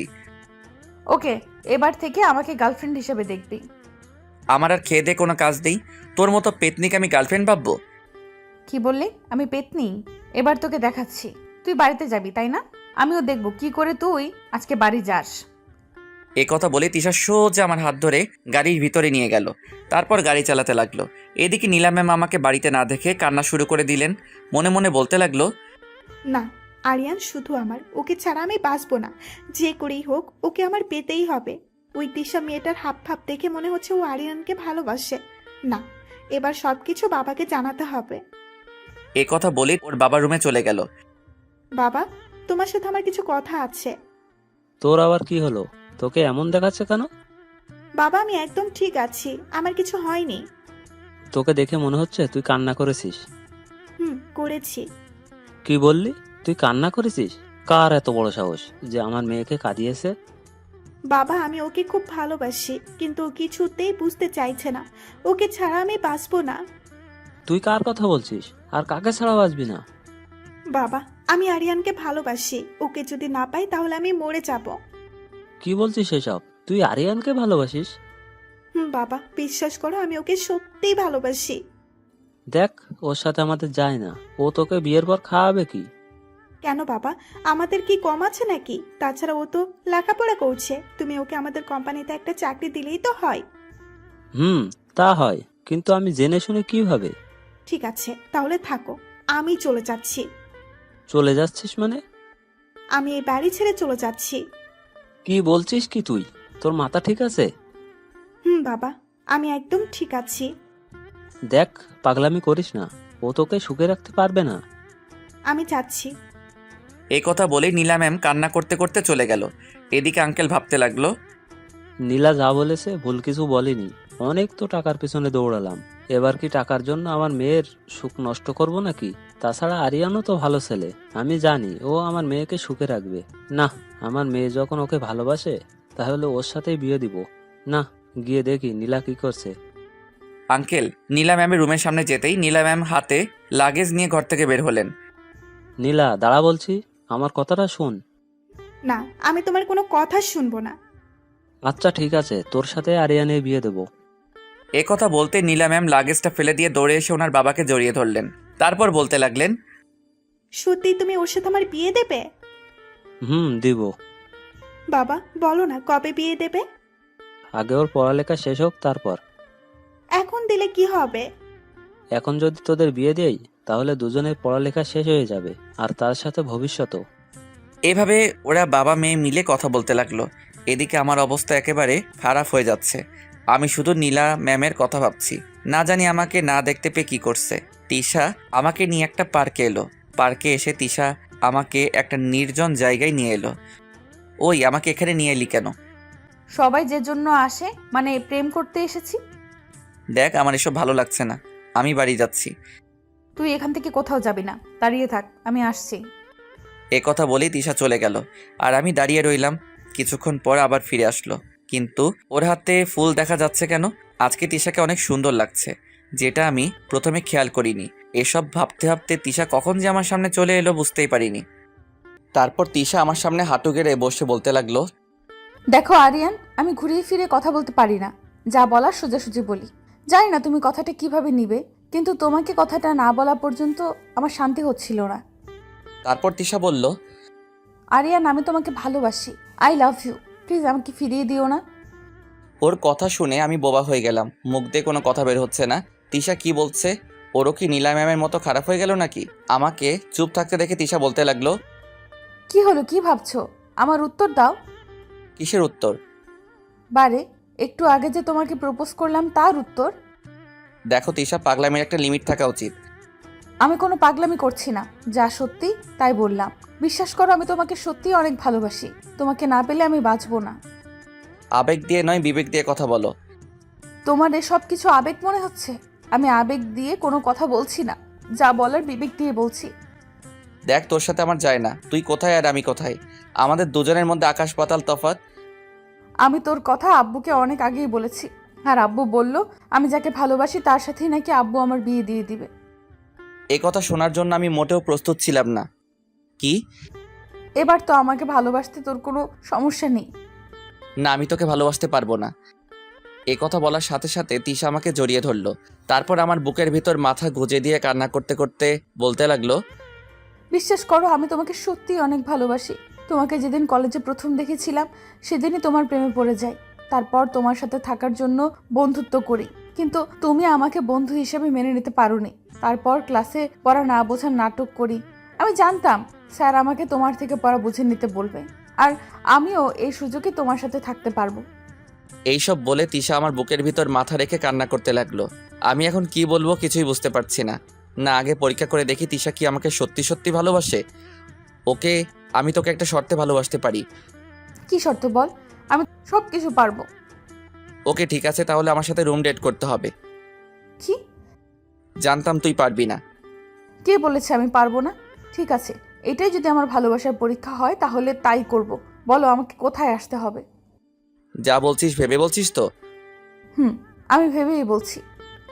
ওকে, তাহলে বিকাল 4টায় এই ঠিকানায় চলে আসিস। ঠিক আছে, আসবো। আপনারা আবার রুম ডেট করার ব্যাপারটা খারাপভাবে নিয়েন না। আমি শুধু ওকে পরীক্ষা করার জন্য কথাটা বললাম। এবার বুঝতে পারবো ও আমাকে সত্যি ভালোবাসে নাকি বাসে না। ও যদি আসে তাহলে বুঝবো ও আমাকে সত্যি ভালোবাসে, আর যদি না আসে তাহলে আর কি। আমি বাড়িতে যাওয়ার জন্য রওনা দিলাম। ঘড়ির দিকে তাকিয়ে দেখি 12:30 বেজে গেছে। না জানি আজকে বাড়িতে গেলে আমার উপর দিয়ে কোন ঝড় যাবে। একটা রিক্সা নিয়ে বাড়ির সামনে চলে আসলাম। তারপর বাড়িতে ঢুকলাম। চোরের মতো চুপি চুপি নিজের রুমে গেলাম। রুমে গিয়ে দরজা বন্ধ করে দিলাম। তারপর বলতে লাগলাম, যাক বাবা, তাহলে নীলা ম্যাম এখনও কিছু জানে না। কেউ একজন বলে উঠল, আমি সব জানি। তারপর আমি বিছানার দিকে তাকিয়ে দেখি নীলা ম্যাম বিছানায় বসে আছে আর আমার দিকে রাগী দৃষ্টিতে তাকিয়ে আছে। এই রে, আবার এখানে কিভাবে এলো? আরে ম্যাম, আপনি আমার রুমে কি করছেন? দেখতে আসলাম আমার বাবুটা কি করছে। উনি আমার দিকে এগিয়ে আসতে আসতে বলতে লাগলেন। তা স্যার, আপনি কোথায় গিয়েছিলেন? উনি একদম আমার কাছে চলে আসলেন। আমতা আমতা করে বলতে লাগলাম, না মানে আমি তো বাগানে গিয়েছিলাম। ও আচ্ছা, আপনি বাগানে গিয়েছিলেন বুঝি? তা বাগানে গেলে বুঝি নতুন জামা কাপড় পরে যেতে হয়? ওনার কথাগুলো আমার সুবিধার মনে হচ্ছে না, যেন মনে হচ্ছে এক্ষুনি আমার উপর দিয়ে ঝড় বয়ে যাবে। না মানে আসলে আমার জামা কাপড়গুলো আজকে ধুয়ে দিলাম তো, তাই নতুন জামা পরতে হলো। এই কথা বলার সাথে সাথে নীলা ম্যাম আমাকে এক ধাক্কা দিয়ে বিছানায় ফেলে দিলেন। তারপর আমার গায়ের উপর বসে বলতে লাগলেন, চুপ কর কুত্তা, যদি আরেকবার মিথ্যে কথা বলিস তাহলে আমি তোর কি হাল করব আমি নিজেও জানি না। এবার সত্যি করে বল, কোথায় গিয়েছিলি? আসলে তিশার সাথে দেখা করতে গিয়েছিলাম। কি? আমি বারণ করার পরেও তুই ওর সাথে দেখা করতে গেলি? না, এই শাস্তি তোকে পেতে হবে। আপনি আমার উপর থেকে সরুন, তারপর যা শাস্তি দেওয়ার দিবেন। এ কথা বলতেই নীলা ম্যাম আমার মাথার পিছনে হাত দিয়ে ওনার ঠোঁটের সাথে আমার ঠোঁটটা লাগিয়ে দিলেন। এইভাবে অনেকক্ষণ আমার ঠোঁটের উপর অত্যাচার করলেন। আমি ওনাকে কোনো মতে সরালাম। আমার অনেক রাগ হলো। আমি উঠে ঠাস করে ওনার গালে একটা চড় বসিয়ে দিলাম। তারপর বলতে লাগলাম, কি পেয়েছেন কি? যখন যা খুশি তাই করবেন। আমি আপনাকে একটা কথা স্পষ্ট বলে দিতে চাই, আপনাকে কখনো ভালোবাসতে পারবো না, কারণ আপনাদের মতো মেয়েদের ভালোবাসা যায় না। নীলা ম্যাম গালে হাত দিয়ে আমার কথাগুলো শুনছে। আশা করি আপনি আমার কথা বুঝতে পারছেন। আমিও দেখব তুমি কতদিন আমাকে ভালো না বেসে থাকতে পারবে। এ কথা বলে চলে গেল। আমি তো এখনো বিশ্বাস করতে পারছি না আমি নীলা ম্যামকে চড় মারলাম আর উনি আমাকে কিছুই বললেন না। তারপর আমি ওয়াশরুমে চলে গেলাম। 2 মিনিটের মধ্যে গোসল করে চলে আসলাম। শীতকালের গোসল, আপনারা তো বুঝতেই পারছেন। ওয়াশরুম থেকে বের হবার কিছুক্ষণ পরেই আজান দিল। তারপর মসজিদে চলে গেলাম নামাজ পড়তে। নামাজ পড়ে বাড়িতে এসে খাওয়া দাওয়া করে ঘুমানোর চেষ্টা করলাম, কিন্তু আমার চোখে ঘুম আসছে না। শুধু বারবার তিশা আর নীলা ম্যামের কথা মনে হচ্ছে। দেখে মনে হচ্ছে দুজনেই আমাকে ভালোবাসে। উফ, আমি এখন কোন দিকে যাব? প্রিয় পাঠক পাঠিকারা, আপনারা কিছু বলেন। বিকাল 4টায় আমার ঘুম ভাঙলো। তাড়াতাড়ি উঠে তিশাকে যে ঠিকানায় আসতে বললাম ওখানে চলে গেলাম।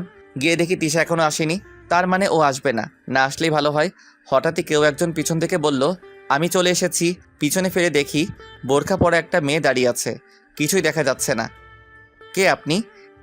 একথা বলতেই মেয়েটি ওর মাথার হিজাবটা খুলে ফেললো। হিজাব খোলার পর দেখলাম মেয়েটি আর কেউ নাই, তিশা। ওকে এভাবে দেখবো আমি ভাবতে পারিনি। তোমার যা করার তাড়াতাড়ি করো, আমার বাড়িতে কাজ আছে। আচ্ছা, এখানে বসো। ও বসলো। ও বসার পর আমি ওকে বললাম, তুই এখানে কেন এলি? আমার ভালোবাসার পরীক্ষা দিতে। কেন, তুই জানিস না বিয়ের আগে এসব করা ঠিক নয়? জানি, কিন্তু তোমাকে যে অনেক ভালোবেসে ফেলেছি। আমার মতো ছোট লোকের মধ্যে কি এমন দেখলি যে আমাকে ভালোবাসতে হলো? একথা বলতেই তিশা রেগে গেল। তারপর বলতে লাগলো, ওই, তুই কি আমাকে এখানে এসব বলার জন্য আনলি? সত্যি কথা বলতে রুম ডেট করার কথাটা আমি তোকে এমনি বলছিলাম। আমি আসলে দেখতে চেয়েছিলাম তুই আমাকে কতটা ভালোবাসিস। একথা বলার পর তিশা রেগে গিয়ে যা করলো তারপর বলতে লাগলো, কি বললি? তুই আমাকে পরীক্ষা করছিলি? প্লিজ তুই রাগ করিস না। আচ্ছা ঠিক আছে, রাগ করব না। আমাকে এটা বল, আমি কি পরীক্ষায় উত্তীর্ণ হতে পেরেছি? পেরেছিস। একথা বলতে না বলতেই তিশা আমাকে হুট করে জড়িয়ে ধরলো। তারপর বলতে লাগলো, কি? তার মানে তুই আমাকে এবার থেকে ভালোবাসবি? আমি এখন কি বলবো কিছুই বুঝতে পারছি না। আমাকে চুপ থাকতে দেখে তিশা আবার বলতে লাগলো, কি হলো বল। দেখ তিশা, আমি তোকে আগে বলেছি, এখনো বলছি, তোকে আমি ভালোবাসতে পারবো না। প্লিজ, কেন আমার সাথে এমন করছিস? সত্যিই তোকে আমি অনেক ভালোবেসে ফেলেছি। দেখ, আমার কিছু করার নেই। তুই যদি আমাকে ভালো না বাসিস তাহলে আমি এক্ষুনি এই ছুরি দিয়ে নিজেকে শেষ করে দেব। ওর হাতের দিকে তাকাতে একটা ছুরি দেখতে পেলাম। ওর হাতে ছুরি দেখে আমার ভয় করতে লাগলো। তিশা দেখ, পাগলামি করিস না, ছুরিটা হাত থেকে ফেলে দে। না, আজকে আমি নিজেকে শেষ করে দেব। তোকে যখন পাবো না তাহলে আর এ জীবন রেখে কি লাভ? তুই আমার থেকেও ভালো কাউকে জীবন সাথী করে পাবি। ও কান্না করতে করতে বলতে লাগলো, তোকে আমি কতবার বলবো, আমি ভালো কাউকে চাই না, শুধু তোকে চাই। মুখ দিয়ে কোনো কথা বের হচ্ছে না। আমি 1 থেকে 3 পর্যন্ত গুনবো। এর ভেতর যদি তুই আমাকে কাছে টেনে না নিস তাহলে আমি এই ছুরি দিয়ে নিজেকে শেষ করে দিব। এবার পড়লাম মহাবিপদে। ও যা জেদি মেয়ে, যদি সত্যি সত্যি কিছু করে ফেলে। এদিকে তিশা কাউন্ট শুরু করে দিল। এক বলার পর কিছুক্ষণ আমার দিকে তাকিয়ে রইল। এভাবে 3 পর্যন্ত গোনা শেষ করে বলতে লাগলো, তোকে নিয়ে আমি অনেক স্বপ্ন দেখেছিলাম, তোর সাথে সারা জীবন কাটাতে চেয়েছিলাম, কিন্তু তুই আমাকে সেই সুযোগ দিসনি। বিশ্বাস কর, তোকে আমি অনেক ভালোবাসি, কিন্তু তুই আমার ভালোবাসাটা বুঝতে পারিসনি। আমি এতক্ষণ দাঁড়িয়ে দাঁড়িয়ে কথাগুলো শুনছিলাম। আমার তো বিশ্বাস হচ্ছে না, একটা মেয়ে আমাকে এত ভালোবাসে, আর আমি কি না তার ভালোবাসাকে আবেগ বলে উড়িয়ে দিচ্ছি। ভালো থাকিস, আর কখনো তোকে বিরক্ত করব না। এ কথা বলেই ও ছুরিটা হাতের শিরার উপর রাখলো, তারপর চোখ বন্ধ করে ফেললো। যেই শিরা কাটতে অমনি আমি দৌড়ে গিয়ে ওর হাত থেকে ছুরিটা ফেলে দিলাম। তারপর ওকে শক্ত করে বুকে জড়িয়ে ধরলাম। বুকের ভিতর জড়িয়ে ধরতেই ও একদম শান্ত হয়ে গেল। এভাবে কতক্ষণ ছিলাম জানি না। কিছুক্ষণ পর ও বুক থেকে মাথা তুলে আমার দিকে তাকিয়ে রইল। আমি ওর কপালে একটা চুমু দিলাম। সাথে সাথে ও আমাকে আবার জড়িয়ে ধরে কান্না করে দিল। এত কান্না কিসের? কান্না বন্ধ কর বলছি। আনন্দে কান্না করছি। ধুর পাগলি, আনন্দে কি মানুষ কান্না করে নাকি? কেউ না করলেও আমি করি। আমাকে কথা দে, কখনো আমাকে ছেড়ে যাবি না। ওর ডান হাতটা শক্ত করে ধরে বললাম, যতদিন এ দেহে প্রাণ আছে ততদিন তোকে ছেড়ে কোথাও যাব না। মনে থাকে যেন। ওই, আমরা কি এখনো একে অপরকে তুই করে বলবো নাকি? আমরা একে অপরকে তুই করে বলবো। কি বলিস? আজ থেকে আমি ছাড়া যদি অন্য কোনো মেয়ের দিকে তাকিয়েছিস, তাহলে তোর অবস্থা খারাপ করে ফেলবো। নীলা ম্যামের দিকেও না? তুই যদি আরেকবার ওই মেয়ের নাম মুখে আনিস। আরে আমি তো তোকে রাগানোর জন্য বলছি। ওই মেয়ের থেকে সবসময় দূরে দূরে থাকবি, ওর সাথে একদম কথা বলবি না। চাইলেও আর সেটা সম্ভব না। মানে বুঝলাম না। মানে নীলা ম্যাম আমাকে ভালোবাসে। একথা বলতেই তিশা আমাকে ওর গায়ের সমস্ত শক্তি দিয়ে জড়িয়ে ধরলো। ওরে জড়িয়ে ধরা বলে দিচ্ছে ও আমাকে হারানোর ভয় করছে। কি? কবে থেকে? এই তো কিছুদিন হবে। তারপর ও কান্না করে দিয়ে বলতে লাগলো, দেখ, আমি তোকে হারাতে পারবো না, তুই কালকেই ওই বাড়ি ছেড়ে দিবি। দিব, তবে এখন নয়, আগে পরীক্ষাটা দিয়ে নেই তারপর। তুই বাড়ি ছাড়ার কথা বলছিস কেন? আমার ভয় করছে, যদি নীলা তোকে আমার কাছ থেকে কেড়ে নেয়। আমি তোর আছি, তোরই থাকবো, কেউ আমাদের আলাদা করতে পারবে না। কিছুক্ষণ পর, তিশা এবার আমাকে ছাড়, যেতে হবে। ঠিক আছে, চল তোকে দিয়ে আসি। কিছুক্ষণ পর বাড়ির সামনে চলে আসলাম। গাড়ি থেকে যেই নামতে যাব অমনি তিশা আমাকে জড়িয়ে ধরে ওর ঠোঁটের সাথে আমার ঠোঁটটা মিশিয়ে দিল। কিছুক্ষণ পর ছেড়ে দিল। এটা কি হলো? কেন আদর দিলাম, ভালো লাগেনি বুঝি? আরেকটা দেই? না না, আর লাগবে না। এ কথা বলেই আমি গাড়ি থেকে নেমে গেলাম। তারপর ওকে বিদায় দিয়ে বাড়িতে ঢুকলাম। তারপর নিজের রুমে চলে গেলাম। কিছুক্ষণ পরেই মাগরিবের আজান দিয়ে দিল। মসজিদে চলে গেলাম। নামাজ পড়া শেষ করে বাড়ির দিকে আসতেই ফোনটা বেজে উঠল। হাতে নিয়ে দেখি তিশা কল দিল। তারপর ওর সাথে কথা বলতে বলতে বাড়িতে চলে আসলাম। আঙ্কেল দেখি সোফায় বসে আছে। আমাকে দেখে বলল, আরিয়ান এদিকে আসো। আমি গেলাম। তা বাবা, তোমার লেখাপড়া কেমন চলছে? আপনাদের দয় ভালোই চলছে। এইভাবে আঙ্কেলের সাথে কিছুক্ষণ কথা বলে নিজের রুমে চলে আসলাম। ঘড়ির দিকে তাকিয়ে দেখি 7টা বেজে গেছে। তাই বই নিয়ে পড়তে বসলাম। পড়া আর হলো না, কারণ মোবাইলটা আমাকে ডাকতে লাগলো। পাগলিটা কল দিয়েছে। রিসিভ করে বলতে লাগলাম, ফোন দেওয়ার আর সময় পেলি না? আমার বাবুটা কি এমন কাজ করছিল যে আমার ফোন দেওয়াতে বিরক্ত হলো? এখন পড়ালেখা ছাড়া আর কোনো কাজ আছে? আছে তো, আমার সাথে কথা বলা একটা কাজ। তোর মতো পেতনির সাথে কথা বলতে আমার বইয়েই গেছে। কি বললি তুই? আমি পেতনি? হুম। তোকে কিন্তু এই পেতনিকেই বিয়ে করতে হবে। আমার আর খেদে কাজ নেই, তোর মতো পেতনিকে আমি বিয়ে করব না। তুই করবি, 100 বার করবি। যা তো। তুই একটুও রোমান্টিক না, শুকনো বড়ই একটা। কি বললি তুই? আমি রোমান্টিক না শুকনো বড়ই? কালকে কলেজে আসলে দেখতে পারবি আমি কি। আমিও দেখব। তারপর ওর সাথে আর কিছুক্ষণ কথা বলে পড়ায় মনোযোগ দিলাম। কিছুক্ষণ পর আমার মনে হলো কেউ একজন পিছনে দাঁড়িয়ে আছে। উফ, এই মেয়েটা সবসময় পিছন থেকে কেন আসে? নীলা ম্যাম আমাকে বলতে লাগলো, এতক্ষণ কার সাথে কথা বললে? যদি বলি তিশার সাথে কথা বলছি তাহলে নিশ্চিত নীলা ম্যাম খারাপ কিছু করবে। কই, কারোর সাথে না, আমার এক ফ্রেন্ডের সাথে কথা বলছিলাম। আচ্ছা, তোমার মোবাইলটা দাও, আমিও দেখি কোন ফ্রেন্ড। এই রে, এবার তো মনে হয় সব কিছু জেনে যাবে। না, কিছু একটা করতে হবে। ও মাগো, কি ব্যথা করছে, মরে যাব মনে হয়। আমার এইভাবে কথা বলাতে নীলা ম্যাম অস্থির হয়ে গেলেন। তারপর আমার পাশে বসে বলতে লাগলেন, কি হয়েছে তোমার? এমন করছো কেন? আর বলবেন না, মাথাটা প্রচণ্ড ব্যথা করছে। আচ্ছা ঠিক আছে, তুমি বিছানায় শুয়ে পড়ো, আমি তোমার মাথা টিপে দিচ্ছি। যাক বাবা, বেঁচে গেলাম। আর একটু হলেই তো গেছিলাম। নীলা ম্যাম আমার মাথা টিপে দিতে লাগলেন। ওনার হাতের স্পর্শ পেয়ে কখন যে ঘুমিয়ে গেলাম বুঝতেই পারিনি। এদিকে স্বপ্নে আমি দেখতে লাগলাম তিশাকে জড়িয়ে ধরে শুয়ে আছি। তিশা বলতে লাগলো, এই আরিয়ান কি করছো, ছাড়ো বলছি। হঠাৎই কারো শরীরে ঝাঁকুনিতে আমার ঘুমটা ভেঙে গেল। চোখ মেলে দেখি আমি নীলা ম্যামকে জড়িয়ে ধরে আছি। আমি তো ভয় একেবারে শেষ। তার মানে আমি এতক্ষণ স্বপ্ন দেখছিলাম। নীলা ম্যামকে তিশা ভেবে জড়িয়ে ধরলাম। এখন উনি আমাকে কি ভাববেন? আমাকে ক্ষমা করে দিন, আমি আসলে বুঝতে পারিনি। ক্ষমা চাইতে হবে না, আমার তো ভালোই লাগছিল। কি ভালো লাগছিল? এই যে তুমি জড়িয়ে ধরে আছো। এ কথা বলার সাথে সাথে ওনাকে ছেড়ে দিলাম। দেখুন, আমি কিন্তু ইচ্ছে করে এসব করিনি। জানি তো। এখন আপনি যেতে পারেন। যাব। তার আগে আমাকে একটা ইয়ে দাও।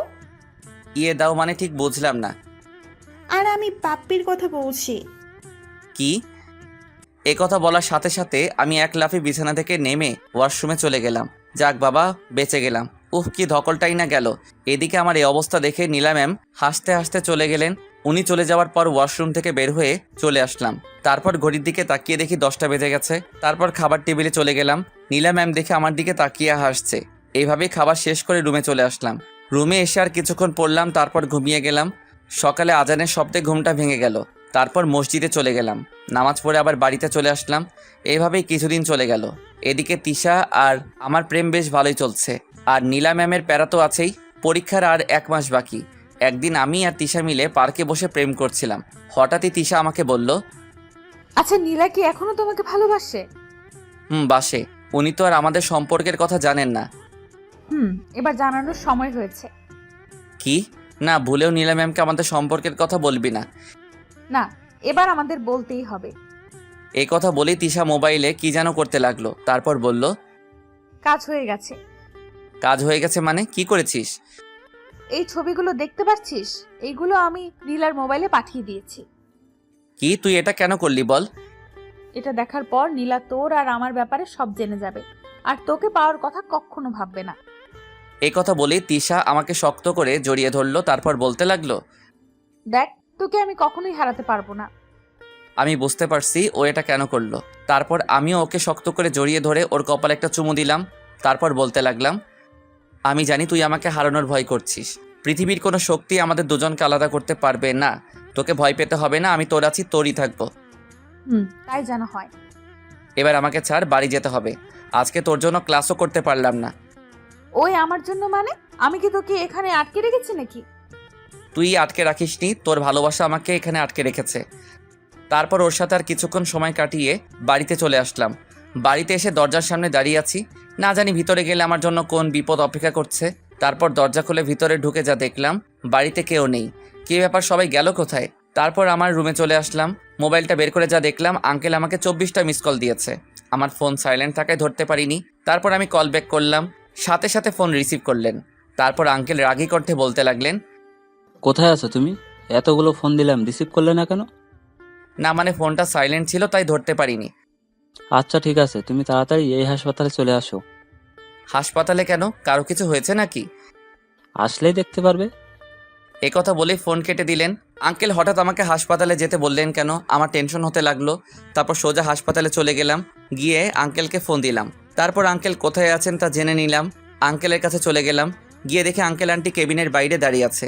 আমি দৌড়ে ওদের কাছে গেলাম। আমি যেতেই আঙ্কেল আন্টি আমার দিকে কেমনভাবে তাকিয়ে আছে। আমি বললাম, আপনারা হাসপাতালে কি করছেন? আর নীলা ম্যাম তো মনে হয় কলেজে আছে। নীলা কোথায় আছে দেখতে চাও? এই কথা বলেই আঙ্কেল আমাকে কেবিনের সামনে নিয়ে গেলেন। তারপর কান্না কান্না ভাব নিয়ে বলতে লাগলেন, ওই যে দেখো নীলা। আমি ভিতরে তাকাতেই চোখ কপালে উঠে গেল। দেখলাম নীলা ম্যাম বেডে শুয়ে আছে, আর ওনার হাতে ব্যান্ডেজ করা। আঙ্কেল, ওনার এই অবস্থা কিভাবে হলো? তোমার জন্য আজকে ওর এই অবস্থা। আমার জন্য মানে? কি বলছেন? আমি তো কিছুই বুঝতে পারছি না। আমি জানি নীলা তোমার সাথে শুরুতে অনেক বাজে বিহেভ করতো। অবশ্য তার জন্য দায়ী আমরাই, কারণ ও আমাদের একমাত্র সন্তান। তাই ও যখন যা চেয়েছে তাই এনে দিয়েছি, যার কারণে ওর মধ্যে অহংকার ঢুকে গিয়েছে। যেদিন তুমি ওর জীবন বাঁচিয়েছিলে সেদিন থেকেই ও তোমাকে নিয়ে ভাবতে শুরু করে। তারপর একটা সময় ও তোমাকে সত্যি ভালোবেসে ফেলে। তোমাকে ভালোবাসার পর থেকে ও অনেক পাল্টে যায়, কিন্তু তুমি ওর ভালোবাসা উপেক্ষা না করে অন্য একজনকে ভালোবাসলে, সেটাও মেনে নিতে পারিনি।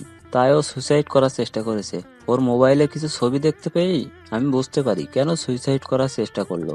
বিশ্বাস করো, আমার মেয়েটা তোমাকে সত্যি অনেক ভালোবাসে। তোমাকে না পেলেও বাঁচবে না। অবাক হয়ে ওনার কথা শুনছি। তোমার আর ওই মেয়েটার সম্পর্ক কতদিনের? আঙ্কেল 2 মাস হবে। হঠাৎই আঙ্কেল হাত জোর করে বলতে লাগলেন। আমি তোমার কাছে হাত জোর করে আমার মেয়ের জীবন ভিক্ষা চাইছি। আন্টিও কান্নাকাটি করতে লাগলেন। আরে আঙ্কেল কি করছেন? আপনারা আমার গুরুজন, প্লিজ এভাবে বলবেন না। এবার পড়লাম মহা বিপদে। এখন আমি কি করব? নীলা ম্যামকে তো আমি কখনোই মেনে নিতে পারবো না। আমার মেয়ের জীবন কিন্তু তোমার হাতে। দেখুন আঙ্কেল, আমি তিশাকে ছাড়া আমার জীবনে আর কাউকে গ্রহণ করতে পারবো না। তোমার যত টাকা লাগবে আমায় বলো, সব আমি দিব। আঙ্কেল, আপনি এসব কি বলছেন? টাকার থেকেও ভালোবাসা আমার কাছে অনেক দামি, তাই এসব বলবেন না। তাহলে এখন আমি কি করব তুমিই বলো। আচ্ছা ঠিক আছে, আমাকে ভাবার জন্য কিছু সময় দেন। এ কথা বলেই হাসপাতাল থেকে বের হয়ে চলে আসলাম। বাইরে এসে ভাবতে লাগলাম এখন আমি কি করব। উফ, মাথায় কিছু আসছে না। কিছুদিন পরেই পরীক্ষা, তার মধ্যে আবার এই ঝামেলা। না, তিশাকে ব্যাপারটা জানাতে হবে। তারপর তিশাকে কল দিলাম, ওকে একটা রেস্টুরেন্টে ঠিকানা দিলাম, সেখানে আসতে বললাম। কিছুক্ষণ পরেই ও চলে আসলো। এসেই আমাকে বলতে লাগলো, কি জনাব, এত জরুরি ডাকার কারণ কি? ও তুই এসেছিস, এখানে বসে পড়। বসলাম। তা তোকে এত চিন্তিত দেখাচ্ছে কেন? একটা সমস্যা হয়ে গেছে। কি সমস্যা বল, আমি সব সমাধান করে দিব। আচ্ছা তোকে একটা কথা বলি, আমি যদি এখন তোকে রেখে অন্য কাউকে বিয়ে করি তাহলে তুই কি করবি? কি আর করব, প্রথমে তোকে খুন করব, তারপর নিজে মরবো। এই হঠাৎ এই কথা বলছিস কেন? কি, তুই আমাকে খুন করবি? তুই শুধু আমাকে ছাড়া যেন অন্য কাউকে বিয়ে করার কথা স্বপ্নেও না ভাবিস। আমাকে এত ভালোবাসিস? কেন, তোর কি সন্দেহ আছে নাকি? আমি জানি তুই আমাকে অনেক ভালোবাসিস। তাহলে হঠাৎ এসব কথা বলছিস কেন? এগুলো কি তোর জরুরি কথা? আরে না, আমি ডেকেছি অন্য কারণে। কি কারণে ডেকেছিস সেটা বল। তারপর ওকে নীলা ম্যামের ব্যাপারে সব বললাম। সব শোনার পরও বলল, তুই এখনই আমার সাথে চল। তোর সাথে যাব মানে? কথা না বলে আমার সাথে চল। এ কথা বলে তিশা আমার হাত ধরে টেনে নিয়ে চলল। তারপর গাড়ির ভিতরে বসালো। ও গাড়িতে বসে গাড়ি স্টার্ট দিল। কি হলো, আমাকে কোথায় নিয়ে যাচ্ছিস? চুপ থাক, কোনো কথা বলবি না। তারপর আমি চুপ হয়ে গেলাম। কিছুক্ষণ চুপ থাকার পর ওর নীরবতা ভেঙে বলল, আমাকে বিয়ে করবি? হঠাৎ এই কথা বলছিস কেন? যা বললাম তার উত্তর দে। করব, কোনো সন্দেহ আছে? এখন করতে পারবি? কি বলছিস কি তুই? তোর মাথা ঠিক আছে? আমি একদম ঠিক আছি। প্লিজ আমাকে এখন বিয়ে কর। আমি বুঝেছি ও কেন বিয়ের কথা বলছে। ওর মনে এখন আমাকে হারানোর ভয় আরো বেশি হচ্ছে। আমি ওকে গাড়ি থামাতে বললাম। তারপর ও রাস্তার একপাশে গাড়ি দাঁড় করালে আমি ওকে এক টান দিয়ে আমার কাছে নিয়ে আসলাম। তারপর ওকে শক্ত করে বুকের ভিতর জড়িয়ে নিলাম। ও আমাকে জড়িয়ে ধরল। আমি বুঝতে পারছি তুই কেন বিয়ের কথা বলছিস। বুঝতেই যখন পারছিস তাহলে জিজ্ঞেস করছিস কেন? দেখ, আমি এখনো বিয়ের জন্য তৈরি হইনি। আমি এত কথা শুনতে চাই না। আমি যখন বলেছি এখন বিয়ে করতে হবে মানে করতে হবে। দেখ, পাগলামি করিস না। এখন যদি তোকে আমি বিয়ে করি তাহলে বিয়ের পর খাওয়াবো কি? সেটা নিয়ে তোকে ভাবতে হবে না। এখন বেশি কথা না বলে চল। তারপর ও আবার গাড়ি স্টার্ট দিল। সোজা কাজী অফিসের সামনে এসে গাড়ি দাঁড় করালো। তারপর আমাকে হাত ধরে গাড়ি থেকে নামালো। এত জোরে হাত ধরেছে যেন আমি ওকে রেখে পালিয়ে যাব। আমাকে নিয়ে কাজী অফিসের ভিতরে গেল। তারপর ও মোবাইল বের করে ওর কিছু ফ্রেন্ডসকে কল দিয়ে এখানে আসতে বলল। কিছুক্ষণ পর সবাই চলে আসলো, সবগুলো মেয়ে ফ্রেন্ড। ওরা এসে বলতে লাগলো, আরে দিশা, তুই কি এই পিচ্চিটাকে বিয়ে করবি? ও হচ্ছে তোদের দুলাভাই। বাহ, আমাদের দুলাভাই দেখতে খুব সুন্দর, অনেক কিউট। ওই পিচ্ছি, তুমি আগে কোথায় ছিলে? যদি জানতাম তোমাকে নিয়ে পালিয়ে যেতাম। কি? ওই তোরা কি শুরু করলি বলতো? কই, আমরা আবার কি করলাম? ওই তুই রেগে যাচ্ছিস কেন? চুপ কর, তোর তো মেয়েদের সাথে কথা বলতে বেশ ভালো লাগে। লুচু কোথাকার। দেখলেন তো, আমি কি এখনো কোনো মেয়ের সাথে কথা বলেছি? তার আগে আমাকে লুচু বানিয়ে দিল। তারপর আর কি, আমার আর তিশার বিয়ে হয়ে গেল। তারপর ওনার বান্ধবীদের বিদায় দিলেন। আমি বললাম, ম্যাডাম বিয়ে তো করলেন, এরপর কি করব সেটা বলেন। এখন আমাকে নিয়ে হাসপাতালে চল। নীলার সাথে দেখা করব। যখন উনি জানতে পারবেন আমরা বিয়ে করেছি তখন কি হবে? কিছুই হবে না, আমি আছি না, সামলে নেব। তুই আছিস, সেটাই তো বড় চিন্তার বিষয়। কি বললি তুই? আমি ওর দিকে এক দৃষ্টিতে তাকিয়ে আছি, কারণ রাগলে ওর সৌন্দর্য আরো কয়েক গুণ বৃদ্ধি পায়। গাল দুটো লাল হয়ে যায়, যেন আমার সামনে কোনো এক রাগী পরী দাঁড়িয়ে আছে।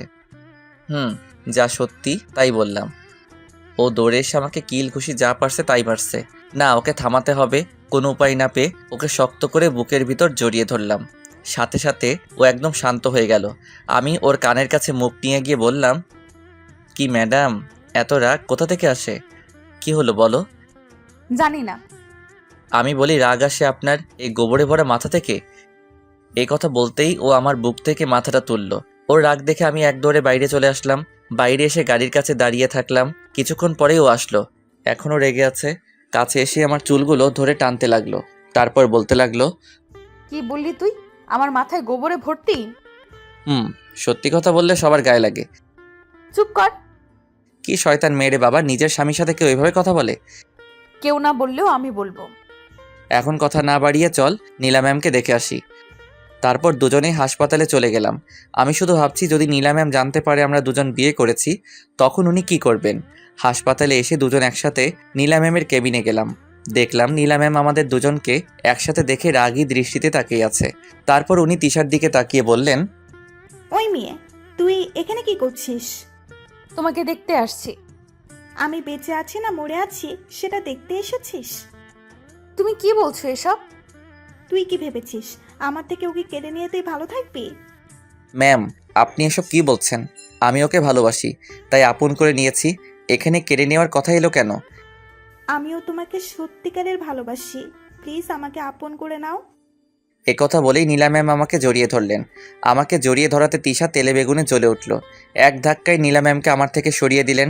তারপর বলতে লাগলেন, তোমার সাহস কি করে হয় আমার স্বামীকে জড়িয়ে ধরার? একথা বলার পর দেখি আঙ্কেল আন্টি সবাই হা করে তাকিয়ে আছে। স্বামী মানে? কার স্বামী? আমরা দুজনে বিয়ে করছি। ও যা বলছে তা কি সত্যি? সত্যি। না, এ হতে পারে না। তুমি শুধু আমার, তোমাকে ছাড়া আমি বাঁচবো না। দেখুন, কারো জন্য কারো জীবন থেমে থাকে না। এটাই হয়তো নিয়তি ছিল। হয়তো আপনি আমার থেকেও ভালো কাউকে আপনার জীবন সঙ্গী হিসেবে পাবেন। নীলা ম্যাম শুধু কান্না করছে। এখানে তোমার কোনো দোষ নেই, তুমি একদম সঠিক সিদ্ধান্ত নিয়েছো। বাবা, এখন আমার কি হবে? তোকে আমি বলেছিলাম ওর জন্য তোকে একদিন কান্না করতে হবে, আজ সেই দিন এলো। আঙ্কেল, এবার আমাদেরকে যেতে হবে। তোমরা এখন কোথায় যাবে? আমি এখন বিবাহিত, এখন তো আর আপনার বাড়িতে থাকা যায় না। কেন থাকা যাবে না? আমি কি তোমাদের তাড়িয়ে দিচ্ছি নাকি? না আঙ্কেল, আমি তা বলছি না। আমি নিজেই চলে যাচ্ছি। এবার আমাকে কিছু করতে হবে, নিজের পায়ে দাঁড়াতে হবে। আচ্ছা, তুমি যখন চলে যেতে চাইছো তাহলে তোমাকে আর আটকাবো না। তারপর আঙ্কেল আন্টির থেকে বিদায় নিয়ে চলে আসলাম। নীলা ম্যামের দিকে তাকিয়ে দেখি উনি কান্না করছেন। করুক কান্না, আমার কিছু করার নেই। তারপর বাইরে এসে তিশাকে বললাম, আঙ্কেলের বাড়িতে নিয়ে চল। কেন, ওখানে গিয়ে কি করবি? তোকে যেটা বললাম সেটা কর। তারপর তিশা গাড়ি স্টার্ট দিল। কিছুক্ষণ পরে আঙ্কেলের বাড়ির সামনে চলে আসলাম। তারপর আমি এক দৌড়ে ভিতরে চলে গেলাম। আমার রুমে গিয়ে জামা কাপড় গোছালাম। তারপর বের হয়ে চলে এলাম। ও, তুই জামা কাপড় নিয়ে এসেছিলি? ওই বিয়ে তো করলি, এবার কি করব সেটা বল। তোকে কিছু ভাবতে হবে না, যা করার আমি করছি। তারপর তিশা ফোন বের করে কাকে যেন কল দিল। তারপর কথা বলতে লাগলো। কথা বলা শেষ করলো। কি হলো, কার সাথে কথা বললি? তোর শ্বশুরের সাথে। আমি তো ভয় পেয়ে গেলাম, কারণ শুনলাম উনি নাকি রাগী মানুষ। উনিও আঙ্কেলের মতো বড় ব্যবসায়ী। তুই ওনাকে কি বলেছিস? দাঁড়া, আগে তোর ঘাম মুছে দেই। এবার বল। বাবার কথা শুনেই তোর এত ভয় হচ্ছে কেন? ভয় করছে মানে? তুই কি বলতে চাইছিস? আমি কি তোর বাবাকে ভয় পাই নাকি? তা তো দেখতেই পাচ্ছি, কিন্তু একটা। কি বললি? আমি ভীতু? দাঁড়া দেখাচ্ছি। এই বলে আমি ওকে যেই ধরতে যাব, অমনি এক দৌড়েও গাড়ির ভিতরে চলে গেল। এবার দেখি তুই করতে পারিস। এখন নয়, তোকে তো আমি পরে দেখে নিব। ও আচ্ছা, তাহলে আমিও দেখবো আমার বরটা কি করে। এবার কোথায় যাব, কোথায় থাকবো, আমার মাথায় কিছু আসছে না। গাড়িতে উঠে বস। কেন, সারা জীবন কি গাড়িতে থাকবো নাকি? তুই উঠে বস, আমি সব বলছি। তারপর আমি গাড়িতে উঠলাম। আমাদের বিয়ের কথা বাবাকে বলেছি। কি? বাবা আমাদের মেনে নিয়েছে। এত তাড়াতাড়ি মেনে নিল? অবাক হওয়ার কিছু নেই, বাবা আমার সুখের জন্য সব করতে পারে। তোর বাবা নিশ্চয়ই পাগল। কি বললি? বাবা পাগল? দেখ, রাগিস না। তুই দেখ, আমার মতো একটা ছেলে যার বাড়ি নেই গাড়ি নেই, এরকম একটা ছেলের বিয়ে হবার পরেও তোর বাবা কোনো রিয়াক্ট করলো না। এর মানে তোর বাবা মানে আমার শ্বশুর মশাই পাগল। দেখ, তোর হয়তো বাবাকে পাগল মনে হতে পারে, মা মারা যাওয়ার পর থেকেই। কি বললি? তোর মা মারা গেছে? কিন্তু তুই তো বলেছিলি বেঁচে আছে। বলেছিলাম, কারণ বাবা দ্বিতীয় বিয়ে করেছিল। আমার সৎ মা আছে, যদিও ওনাকে কখনো নিজের মা বলে মানতে পারিনি। একটা কথা আছে জানিস, পর কখনো আপন হয় না। বুঝলাম। এখন আমরা কোথায় যাচ্ছি? এইখানে বাবা আমার জন্য একটা ফ্ল্যাট কিনেছিল, সেখানেই যাচ্ছি। এবার থেকে আমরা ওখানেই থাকবো। না দেখ, আমি থাকতে পারবো না। তুই থাকলে থাক। কি বলছিস তুই? থাকবি না মানে? কেন? দেখ, এটা খারাপ দেখায়। আমি কি বলতে চাচ্ছি তুই নিশ্চয়ই বুঝতে পারছিস। তুই কি বলতে চাচ্ছিস আমি বুঝতে পারছি, কিন্তু তবুও তোকে থাকতে হবে। একটা বড় বিল্ডিং এর সামনে এসে গাড়ি দাঁড় করালো। কি হলো? গাড়ি দাঁড় করালি কেন? আমাদের বাড়িতে চলে এসেছি। আমাদের না, শুধু তোর। দেখ, আমার যা কিছু সবকিছু তো তোর, কেন এমন করছিস? আমি তো ভুল কিছু বলছি না। আমি এত কথা শুনতে চাই না, ভেতরে চল। না, আমি যাব না। এবার কিন্তু আমার রাগ হচ্ছে। তোর রাগ আসলে আমি কি করব? দেখ এবার আমি কি করি। এই বলে ও আমার কলার ধরে টেনে হিঁচড়ে ভিতরে নিয়ে গেল। আমি তো হা হয়ে গেলাম। মেয়েদের গায়ে যে এত জোর ছিল আগে জানতাম না। তারপর আমাকে ভিতরে নিয়ে গিয়ে দরজা বন্ধ করে দিল। উফ, এইভাবে কেউ নিয়ে আসে নাকি? চুপ কর, কোনো কথা বলবি না। চুপ করেই তো আছি। একেবারেই চুপ থাকবি। আমার ঘরটা গুছিয়ে নে। এই বলে ও কোমরে ওড়না বেঁধে নিয়ে কাজে লেগে গেল। বাহ, এই না হলে আমার বউ। আমি এতক্ষণ কোনো কথা বলিনি। ঘর গোছানো শেষ করে আমাকে বলতে লাগলো। কেমন হলো? আমি শুধু এক ধ্যানে ওর দিকে তাকিয়ে আছি। কি হলো? কথা বলছিস না কেন? আমি ধীরে ধীরে ওর দিকে এগোতে লাগলাম। ও আমতা আমতা করে বলতে লাগলো। কি হলো, এভাবে এগিয়ে আসছিস কেন? আমি ওর দিকে এগিয়ে আসছি। ও পিছনে যেতেই দেওয়ালের সাথে লেগে গেল। আমি ওকে দেওয়ালের সাথে চেপে ধরলাম। ওর হাত দুটো আমার হাতের মধ্যে আবদ্ধ করলাম। ও কোনো কথা বলছে না, চোখ বন্ধ করে দাঁড়িয়ে আছে। আমি ধীরে ধীরে ওর ঠোঁটের দিকে মুখ নিয়ে যেতে লাগলাম। ওর গরম নিঃশ্বাস আমার মুখের উপর পড়ছে। তারপর ওর ঠোঁটের সাথে আমার ঠোঁট লাগিয়ে দিলাম। সাথে সাথে ও আমাকে শক্ত করে জড়িয়ে ধরলো। এভাবে কতক্ষণ ছিলাম জানি না। কিছুক্ষণ পরেই তিশা আমাকে এক ধাক্কা দিয়ে অন্য রুমে চলে গেল। আর আমি দাঁড়িয়ে রইলাম। ঘড়ির দিকে তাকিয়ে দেখি বিকাল 4টা বেজে গেছে। আমি আমার ব্যাগ নিয়ে তিশার পাশে রুমে গেলাম। তারপর ফ্রেশ হয়ে এসে বিছানায় বসে রইলাম। কিছুক্ষণ পরে তিশা আমার কাছে আসলো। লজ্জায় ও আমার দিকে তাকাতে পারছে না। এই নাও, তোমার জন্য চা নিয়ে আসলাম। কি ব্যাপার, আমাকে তুমি করে বলছিস কেন? আমি কি আমার স্বামীকে তুমি করে বলতে পারি না? কেন নয়, বলতে পারিস। কিন্তু তুই তো বলেছিলি আমরা যেন একে অপরকে তুই করে বলি। ওকে আমার পাশে বসালাম। আগে যা বলেছি সব ভুলে যাও। এবার থেকে আমরা একে অপরকে তুমি করে বলবো। তাহলে তো আমাকে এটাও ভুলে যেতে হবে তুমি আমার বউ ছিলে। কি বললি? আরেকবার বল, মেরে নাক ফাটিয়ে দেব। না মানে তুমি তো বললে আগে যা বলেছ সব যেন ভুলে যাই। আমার সাথে মজা হচ্ছে তাই না? ওকে আলতো করে জড়িয়ে ধরে বললাম, আমি কি আমার বউয়ের সাথে মজা করতে পারি না? যাবে, কিন্তু এসব বিষয় নিয়ে মজা করা যাবে না। না, আমি করব। ওকে, তাহলে আমিও নাক ফাটাবো। কি মেয়ে রে বাবা, নিজের স্বামীর সাথে কেউ এভাবে কথা বলে? কেউ না বললেও আমি বলবো।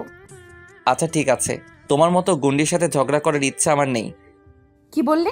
আমি গুন্ডি? তোমার 14 গোষ্ঠীর সবাই গুন্ডি। এ কথা বলাতেই আমার মন খারাপ হলো।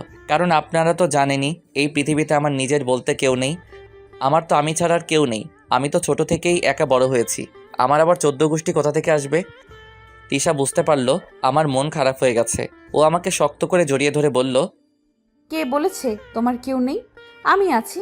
তোমার সুখে দুঃখে সব সময় তোমার পাশে থাকবো। কখনো নিজেকে একা ভাববে না। ওকে শক্ত করে বুকের ভিতর জড়িয়ে ধরে বললাম, আমি চাই আমার বউটা যেন সব সময় আমার পাশে থাকে। কথা দিলাম সব সময় তোমার পাশে থাকবো। তারপর আমি ওর কপালে একটা চুমু দিয়ে ওকে ছেড়ে দিলাম। আচ্ছা, তুমি এই রুমে কি করছো? কেন, এখন থেকে তো আমি এখানেই থাকবো। থাকবে, কিন্তু এখানে নয়। আমার রুমে চলো। না, আমি এখানেই থাকবো। আমাদের বিয়ে হয়েছে না? বিয়ের পর কি স্বামী স্ত্রী আলাদা থাকে? ও এই কথাটা তো আমার মাথাতে এলো না। পাগল একটা। এই কথা বলেই ও আমার জামা কাপড় নিয়ে রুমে চলে গেল। আমি বসে বসে চা খেতে লাগলাম আর ভাবতে লাগলাম কিছুদিন পরেই পরীক্ষা শুরু, না এবার পড়ালেখায় মন দিতে হবে। আমি রুম থেকে বের হলাম। এইভাবে কিছু সময় চলে গেল।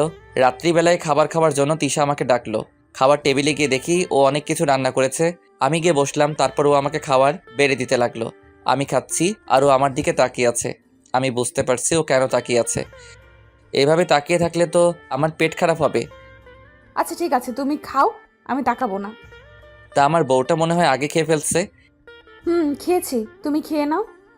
এ কথা বলতেই আমি ওকে আমার কাছে নিয়ে আসলাম। তারপর আমার পাশে বসালাম। তারপর এক লোকমা খাবার ওর মুখের সামনে ধরলাম। কি হলো, খাও, আমি কিন্তু শেষবার বলছি। এ কথা বলতেই ও ভয় পেয়ে গেল। তারপর খেতে লাগলো। দুজনে খাবার শেষ করে রুমে আসলাম। আমি বই বের করে পড়তে বসলাম। ও আমার দিকে রাগী দৃষ্টিতে তাকিয়ে আছে। কি হলো, এভাবে তাকিয়ে আছো কেন? আজকে আমাদের কিসের রাত? কিসের কথা বলছিস? মনে করে বল, না হলে তোর কপালে দুঃখ আছে। আর আমি তো কিছুই বুঝতে পারছি না, তুই কি বলছিস? কুত্তা, আজকে আমাদের বাসর রাত। ও আমি তো ভুলেই গেছিলাম। আসলে কিছুদিন পর পরীক্ষা, তাই টেনশনে আছি। চুপ কর। ওই নিজের স্বামীর সাথে কেউ এভাবে কথা বলে? তুই এক্ষুনি রুম থেকে বের হও। বের হব মানে? যেটা বলছিস সেটা কর। না, এখন ওর সামনে আর থাকা যাবে না। তারপর বের হওয়ার সময়ও বলল, ঠিক 10 মিনিট পর ভেতরে আসবে। যথা আজ্ঞা মহারানী। এই কথা বলে বের হয়ে চলে আসলাম। বাইরে এসে দাঁড়িয়ে আছি। কিছুদিন পর পরীক্ষা, কোথায় পড়ালেখা তা না, বাসর করার কথা বলছে। হাতের ঘড়িটার দিকে তাকিয়ে দেখি 10 মিনিট হয়ে গেছে। তারপর আমি ভিতরে গেলাম। বিছানার দিকে তাকিয়ে দেখি কেউ একজন লাল শাড়ি পরে বিছানায় বসে আছে। সেটা আর কেউ নয়, তিশা। তারপর ও উঠে আমার দিকে এগিয়ে আসতে লাগলো। আমার কাছে এসে আমাকে সালাম করলো। তারপর আমি ওকে টেনে তুললাম। ও মাথা নিচু করে দাঁড়িয়ে আছে। আমি ওর থুতনিটা ধরে ওর মুখটা উপরের দিকে তুললাম। দেখলাম লজ্জামাখা দৃষ্টিতে আমার দিকে তাকিয়ে আছে। তারপর আমি ওকে শক্ত করে বুকের ভিতর জড়িয়ে ধরলাম। ও আমাকে জড়িয়ে ধরলো। তারপর বলতে লাগলো, এই আমাকে কোলে নাও। এখন কোলে উঠে কি করবে? যেটা বললাম সেটা করো না। না বা আমি এ আটার বস্তা করে নিতে পারবো না। কি বললে? আমি আটার বস্তা? আচ্ছা ঠিক আছে, নিতে হবে না। এ কথা বলে ও গাল ফুলিয়ে অন্যদিকে তাকিয়ে আছে। বুঝতে পারলাম ও রাগ করেছে। তারপর আমি ওকে কোলে নিলাম। ওর মুখে হাসি ফুটে উঠেছে। এবার বলুন কি করতে হবে? আমাকে নিয়ে ছাদে চলো। যথা আজ্ঞা মহারানী। তারপর ওকে কোলে নিয়ে ছাদে আসলাম। এসে ওকে দোলনায় বসিয়ে দিলাম। আমি ওর কোলে মাথা রেখে শুয়ে পড়লাম। আজকে দেখো কি সুন্দর চাঁদ উঠেছে। কিন্তু আমি দেখব না। কি বলো? এত সুন্দর চাঁদ আর তুমি দেখবে না? কারণ আমার পাশে তার থেকেও সুন্দর একটা চাঁদ আছে। ইস, তুমিও না, কি যে বলো।